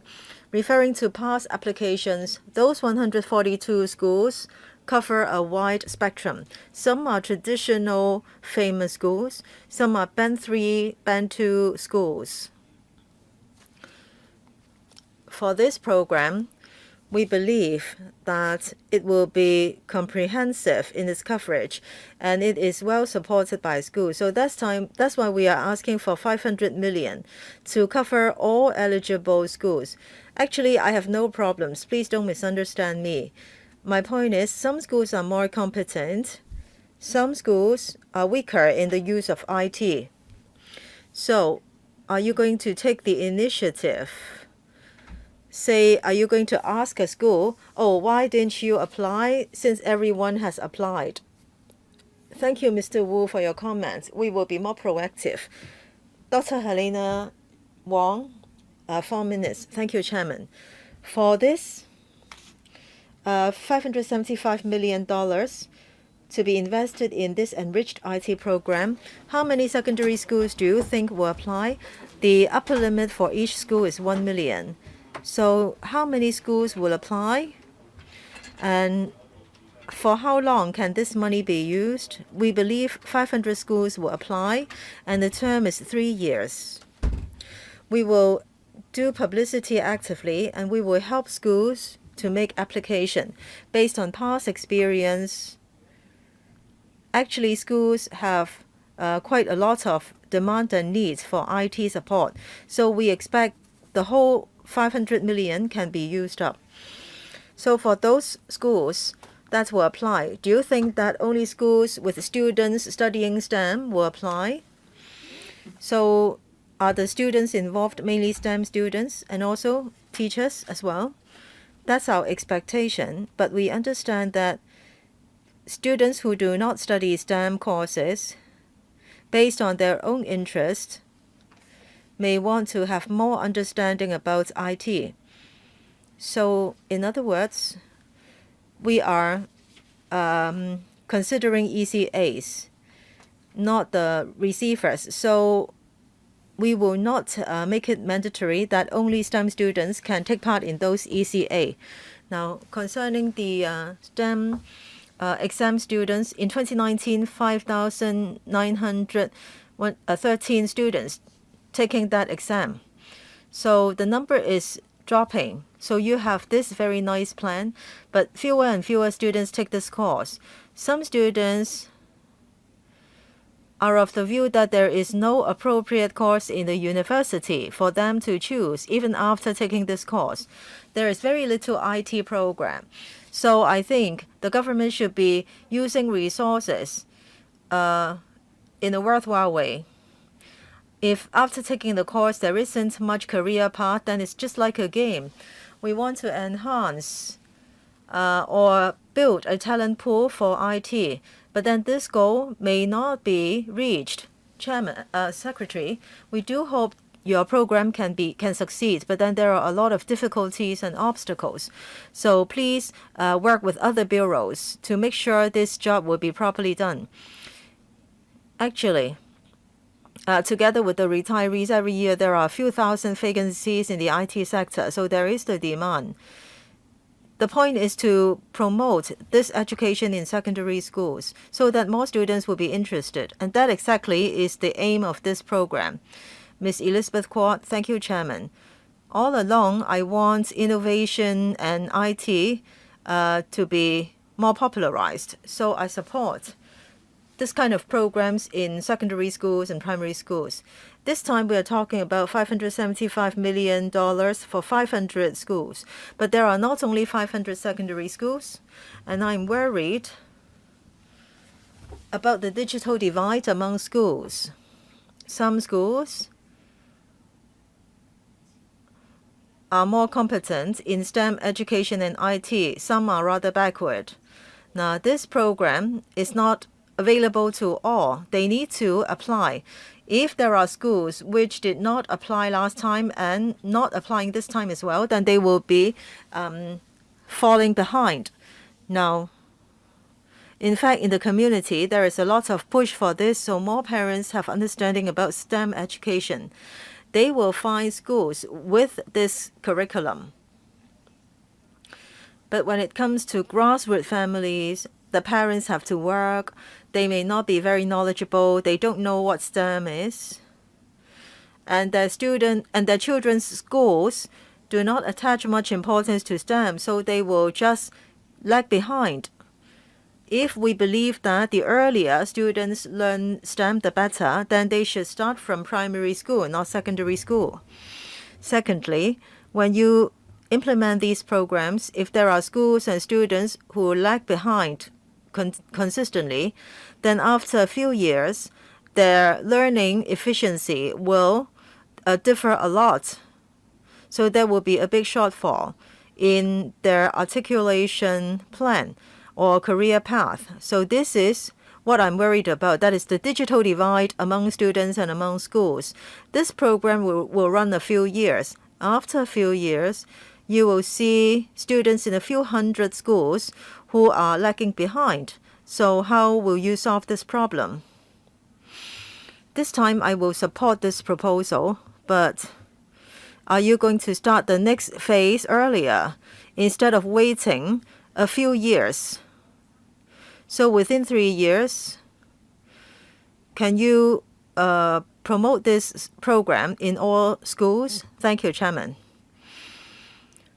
I understand members' points. In the progress, I have to thank the Council and the industry and Ms. Kwok for some valuable comments. As what Ms. Kwok just said, we hope all students can benefit from this program. And their IT knowledge can be enhanced. So that's why we increased this funding application from 75 million to 575 million in order to cover 500 schools. The earlier 75 million has not been used up yet. We have taken care of 20,000 students in 142 schools.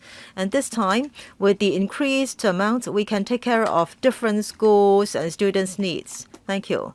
Chairman, to me, STEM knowledge is like Chinese, English, mathematics in the past. That is where students' future competitiveness will lie. If they don't know IT, if they fall too much behind, then their life and career development will be affected. Yes, this program is expanded. This is good, but you have to think of how to help those schools that are falling behind to catch up, because there is no next round in this program. So how can you narrow the digital divide? I don't want to see a wider digital divide after this program is implemented. Chairman, thank you, Ms. Quad, for your support. There are some activities in which schools will do some sharing with one another. Some schools may be better at IT than others. And if there are events in which they can do some sharing, they can influence each other, and our one-stop support center can also help the less competent schools, we will surely do more. Chairman, are you going to consider designating a group of people to help those more backward schools so that they can improve? Now you only rely on the schools. There isn't a team to help the low performers. Yes, the one-stop support center can help the schools which are lagging behind, but you need the schools to approach you. No. So are you going to reach out to the schools? Yes. Let me remind you, there are 3 more items to go. Mr. Chen Chi-chun, 4 minutes. I'm also concerned about this. Among schools, they may have different standards. And this time, the program is based on ECAs. After coming up with ECA proposals, then you know what kind of equipment is needed.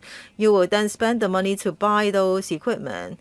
To some students, ECAs are luxurious because they cannot even satisfy the need of basic lessons and courses.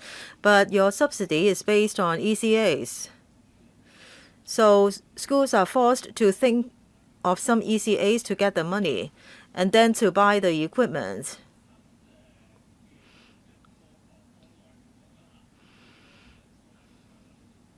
If there are not adequate IT devices for curricular events, then what?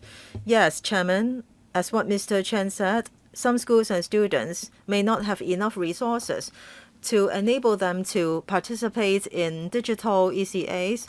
So that's why this program is to give that support and financial assistance. We have a one-stop service center. We will also ask members of the industry to help the needy schools. Once again, we will undertake that we will give full support to schools that are lagging behind, those schools and students that need support. So if they raise their hands and express their need or intention, but then they do not have the talents to write up a nice proposal, then you will still help them when they try to apply for funding? Yes, for sure. If there is no further question, I will put this item to the vote. Those in favor, hands up please. Those against? I think most members are in favor, and this item is passed. Next item, paper 64. So this is about funding of 250 million in order to inject funds into the Hong Kong Athletes Funds. On 24th June, the DFJ's views was sought by HA panel. And we have in attendance Mr. Jack Chan, Undersecretary for Home Affairs, and his colleagues with us today. All right. Mr. Chan Chi-chun, 5 minutes. Chairman, according to this paper, the government will inject $250 million at one go into the Hong Kong Athletes Funds, hoping to offer different types of support to athletes. Now, $250 million to the government is a small amount. Do you know how much OT pay the police is getting? $1 billion. Now, athletes' image and overall contribution to society will not be less than the police last year. So, a one-off grant of $250 million into the Hong Kong Athletes Fund is not good enough. Should there be more recurrent help? For example, those athletes who perform well in international events after they retire, can there be some time for them to get some subsidy to encourage more people to join the sports field as athletes? It is expected that every year the expenditure is $24 million. Then this $250 million will be injected into the fund, and then you expect that it can last 10 years. Every year the annual expenditure is $24 million. And then after that, what will happen? Are you going to consider a permanent commitment or support? Can you consider some recognition scheme so that retired athletes can give more support and encouragement and help? Thank you. We agree. We must inject adequate resources to support such outstanding athletes, particularly elite athletes. First of all, this funding is for educational plans and parental plans for the athletes. The government has injected quite a lot, actually up to $11.3 billion into the Elite Athletes Development Fund. Every year, we will support up to actually $730 million for the Hong Kong Sports Institute, in addition to investment in dormitories. The support of elite athletes, as far as we know, covers not just when the athletes are actually active, but after they've retired, we are also providing support. So we're proposing a dual-track development. When they are currently athletes participating in contests, we need to support their education and also to help them even after they retire, they can actually develop in other areas. We also have other plans. For example, in 2016, we launched a plan to help retired athletes transition into other areas.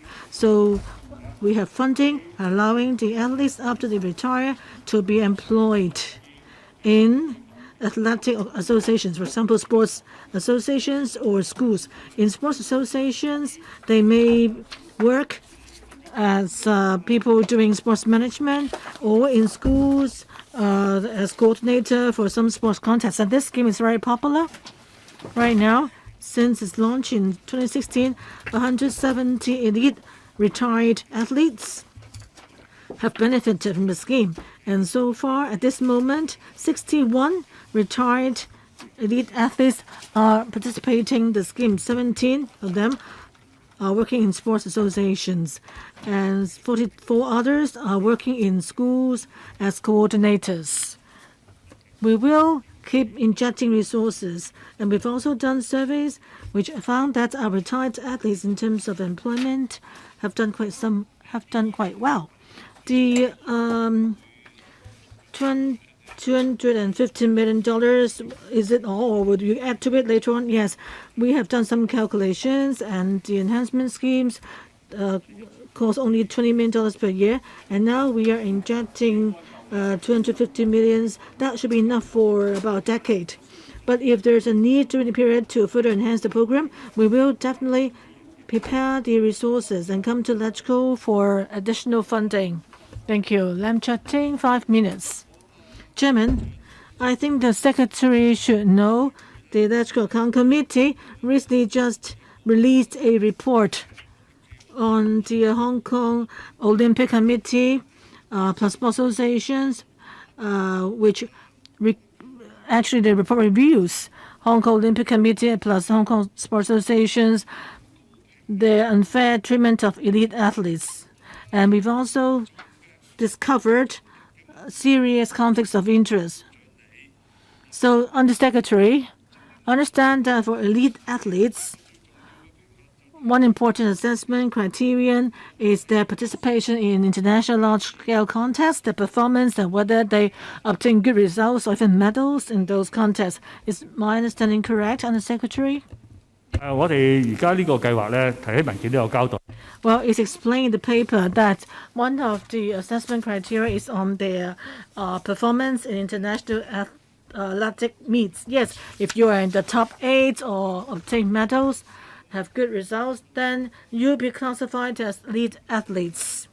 Of course, different contests have different assessment criteria, but the question is, for the associations and even Hong Kong Olympic Committee, some of them acted badly in that even for swimmers who don't swim well, they are actually enter into competitions, and yes, the good swimmers are denied the chance to take part in contests. Even for an athlete who broke his leg 3 months before the Asian Games are allowed to take part in swimming contests, and yet the best swimmer were denied the chance to take part in the contest. So your bureau in the days ahead, would you, in light of all these issues related to personal connections, there's actually illicit behaviors, people abusing their power in the sports field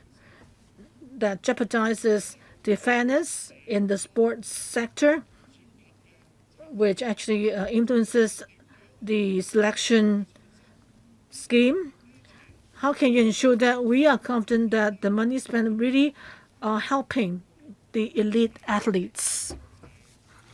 Undersecretary, just on what Mr. Lam mentioned, the questions, issues, I know at the Public Account Committee, they were discussed at the meetings. I'm not going to repeat what were said. I know that the Public Account Committee also released a report 2 days ago with quite a number of recommendations. I know that the Hong Kong Olympic Committee promised to carry out internal review, for example, increasing transparency and so forth. So our bureau will definitely seriously follow up on the recommendations. Chairman, I've noticed that in the athletic field, there are some bad practices. Sports associations actually are operating in a very closed manner. People sit on various committees, monopolizing the right to use resources within the sports sector. Many athletes in large-scale international contests, these people abusing their power, control who can enter those contests. And if you actually associations that are actually given priority to take part in, for example, swimming contests, can actually open classes in popular swimming pools or sports centers to make money, and the government charges these sports associations little for use of the practice venues, and so people in these sports associations are capitalizing on their roles and the chance to abuse public resources, using their powers to make profits for themselves. Undersecretary, I agree that the Hong Kong Olympic Committee, in the wake of the Public Account Committee's study, promised to set up a select committee to review all its internal admin arrangements, including conflict of interest and unfair selection of athletes. I think let's give them time, the select committee, some time to do their work. And the government has also allocated resources to the Hong Kong Olympic Committee to carry out the work. Lok Chung Hong, 5 minutes. Chairman, I'd like to ask about in the paper where it's mentioned that 528 people are full-time athletes. So, Under Secretary, in the government, what is your definition of full-time athletes? Of course, are they the same as elite athletes? But sometimes elite athletes may not be full-time. So how does the government define full-time athletes? Under Secretary? At the Hong Kong Sports Institute, there are about 1,300 elite athletes. Among them, more than 500, actually more than 500 are full-time athletes, including 500 who are adults and more than 100 are adolescents who are full-time athletes. Being full-time means that they need to receive more intensive training, 28 hours per week for full-time athletes. Chairman, my question is, firstly, the Athletes Fund is mainly to sponsor them for their education and to help them transition into other careers after retirement. I know for full-time athletes or elite athletes, they are divided into various tiers. At the Sports Institute, they have subsidy for them. Under the fund, are there chances for non-full-time athletes who are, however, elite athletes who've reached a certain standard who can receive subsidy for their training? Because non-full-time athletes, they may have their own job, but because of the work and the training, they may only be able to work part-time, or they may not be able to devote all the time to working, so their income will be limited because they have to keep training. So the government, besides using the Athletes Fund to give them subsidy for studying, how about the living expenses? Can you offer some sort of training subsidy so that the aspiring athletes can receive more support? Under Secretary.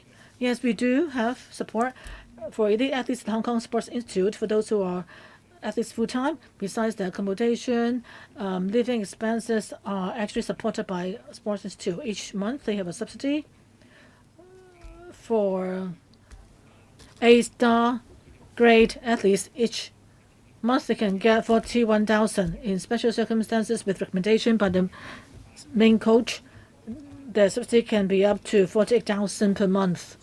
For full-time athletes who are in the top grade with medals, I'm not worried about their living expenses. But for the non-full-time athletes who, however, are among the 1,300 athletes who may still have to work and their income might be very limited, or other elite athletes, professional elite athletes who have been training quite a lot with various sports associations, can you provide them with further support? Has the government assessed how many of such athletes there are, and if you were to expand the amount of support, how much would it cost? Have you done any study? Because I would support this item, but still I think that the number of beneficiaries, it seems each year is too small, maybe just tens of athletes each year. Yes, for non-full-time athletes, part-time athletes, for A+ grade, full-time is 41,000 in terms of subsidy. For the non-full-time, it could be up to $16,000 a month. In terms of figures, we can see that for the part-time athletes, most of them are adolescents. They are studying in school. For the adult part-time athletes, there are only about 100 of them, so they have their own work. But still, there is a subsidy for them, for the non-full-time part-time athletes, that is. Lam Cheuk-Ting, please be concise, because we want to look at two more other proposals. Lam Cheuk-Ting, being precise, what do you mean? Do I have 4 minutes? Try not to use 4 minutes. Try not, please. You can submit a question in writing, because we have several items that have been in the queue for 1-2 years. I mentioned that already. Well, like proposal in relation to the education sector, but why I'm really angry with this, Chairman, I'll just say a few words here, to give you face. Let me say this. Undersecretary, right now in the sports sector, there's so many scandals. Many sports associations have members that have abused their power. Now we're giving you the funding. Please keep a close eye on the use of the funding and don't let all the big brothers, big sisters in the sports sector to misuse or misspend the money. Many elite athletes, their youth over the past 10 years or so, have been suppressed, have been marginalized and deprived of the chance of being elite athletes because of the abuse of power. Please keep a good eye. Watch closely how the money is spent. Don't waste on public money. That's it. Good. Okay. Undersecretary, you've heard that. Andrew Wan, next. Okay, give you face. I'll be very short. I just want to supplement. Undersecretary, I just want to name the Cycling Sport Association. The previous secretary told me the Kwai Chung, the elite athlete in Kwai Chung, and actually has complained. So please, I just want to single out the Cycling Association. Please take note of that. Okay, Undersecretary, please note all the string of problems in the sports sector. Okay, if no more questions, I'll put this item to vote. Paper 2021-64. Those against, please raise your hands. Members in present, most of them approve this item. So this item is carried. Next one, 2021-56. Application to increase the loan professor under the fishing moratorium loan scheme. Well, I can only extend this meeting by 15 minutes. 5:45, we have to end the meeting. But, well, we'll try. We'll try to finish this one and the one after. Don't worry. We won't talk about the land television tomorrow scheme today, definitely. Honestly, I can do what I've promised to do.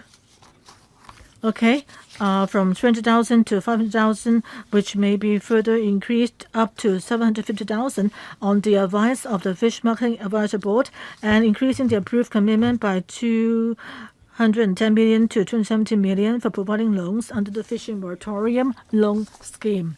With us today, Dr. Choi Tat-Yi, Undersecretary for Food and Health. So who have questions? Stephen Ho, 5 minutes. Okay. Thank you. I don't know whether it's good or bad. Well, we have to wait till now to discuss this item today in the current legislative term. Well, the moratorium loan scheme, was extended from 1 month to 3 months. It could be extended further to 4.5 months later. So discussing this item can provide a chance for people in the fishery sector to get a loan to repair the vessel during the moratorium period. The cost of examining a vessel can cost more than 100,000, and there could be a scam involving intermediaries, and also adding fuel could cost another huge sum. So not to mention the repair of electrical appliances for small-scale vessels after they've been replaced by larger-scale operations. The costs have gone up. The moratorium now actually will end on August 16. So I'd like to ask the SAR government, if we pass this item today, then for people who have taken out loans, even up to the ceiling, can they be actually given the money or given a loan so that they can get better preparations to start fishing again? There's only 1 month left till the end of the moratorium. If you can't give them the money in 2 weeks, then that will be a little help to them. I'll ask the Assistant Director to supplement. Thank you, Chairman. Mr. Ho's question, if the budget proposal is passed today, whether the loan can be offered to the fishermen. Well, the moratorium began in May, and all along we've received and handled quite a lot of the applications for loans. The ceiling this time is not just $300,000. Using our own departmental resources, we've added it to a maximum of 400,000. As Mr. Ho said, now till the end of the moratorium is less than a month away. We've been to various fishing areas. From what we've seen, the 400,000 loan amount to the fishermen themselves should be enough to meet their needs. We'll monitor the situation. If any fishermen have financial difficulties, we'll see what to do. Yes, let's be direct. You may be looking at the situation of some fishermen because of the pandemic this year. Well, last year there was the protest, so to a large extent, there are additional costs incurred, and even in the mainland verification system, there may be additional costs. So maybe in the short time, even after the moratorium has ended, please try to adjust the loan so that they can meet their needs and expenses. And also, the fuel costs are quite expensive. It can be to the tune of $200,000. And also in typhoon shelters lately, there have been cases of theft of fuel. So you may want to ask the Marine Department to step up patrols at typhoon shelters. Otherwise, we have to ask for additional loans. And in response, you're aware of the points, right? Helena Wong, Dr. Helena Wong, 5 minutes. Chairman, we do want to help the fishermen, but I'd like to find out that during the moratorium, has there been any illegal fishing in our own waters? Have you got any measures to stop illegal fishing? Yes. Mr. Lai, whether it be during the fishing period or moratorium period, we have regular and irregular patrols on the sea. And if illegal fishing is found, we will take enforcement action. And what is the result of your enforcement action? Any irregularity found during the moratorium? Now, since the introduction of the mainland fishing moratorium, all fishing vessels there have stopped operations. So the situation has improved when it comes to illegal fishing vessels from the mainland. In the past couple of months, there might be isolated incidents, and we try to intercept them. Now, because they would flee back to the mainland waters, our usual practice is to inform our mainland counterparts to see whether they can take enforcement action there. So do you mainly rely on the marine police to stop mainland fishing vessels from coming to our waters using trawlers? Well, it is the AFCD that has a dedicated enforcement team to crack down on illegal fishing. We may have joint operations with other departments, including the Marine Police, from time to time. As I said, for many illegal fishing activities, the vessels would be from the mainland. So together with the mainland authorities, we will crack down on these illegal vessels together. All right, if there are no further questions, I will put paper FCR 2020-2156 to the vote. For those in favor, please raise your hands. Those against, please raise your hands. So the majority of members who are voting for this paper, I believe this will be the last item for this meeting. Mr. Jeremy Tam. Now for item 21, the Pandems have no objection with the concerns of Ms. Lau. You can consider putting item 21 to the vote as well. So you may want to discuss with Ms. Lau. Ms. Lau, what is your view? Please switch on the microphone for Ms. Lau. Thank you. If with your permission, Chairman. Now, from this item to item 21, there are many establishment subcommittee proposals. I'd like to know Mr. Jeremy Tam's position. No. We will only support this paper and 21. Now, if you insist on not working on 21, then we will just stop with the coming item. If members do not intend to ask any questions, then our intention is to get as many passed as possible. So if this is members' consensus, we can agree to that. All right. We'll now work on FCR 2021 item, paper 65. Members are invited to approve an honorarium at a rate of $165,400 per member per annum for non-local members of the Committee on Self-Financing Post-Secondary Education. B, a delegation of authority to the Secretary for Financial Services and Treasury to revise the honorarium for non-local members of the CSPE having regard to the civil service pay adjustment in the future. And 3, a new commitment of $1.26 billion for implementing the proposed enhancement and startup grant scheme for self-financing post-secondary education. The Undersecretary for Education is here to take questions. Questions from members? Dr. Anna Wong. Very simply, we can support this item, but I hope the administration can undertake in the next term perfect the regulation of self-financing post-secondary institutions because the relevant legislation is already very outdated.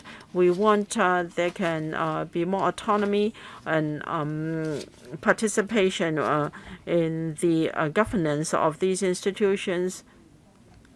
So we have given them financial support. Then, when it comes to quality assurance, I hope the relevant legislation can also be updated so that the quality of self-financing post-secondary institutions can be enhanced. Many students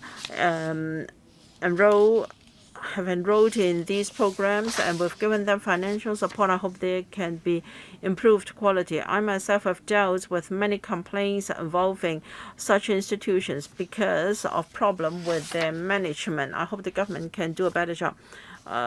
This shouldn't be a problem. All right, thank you.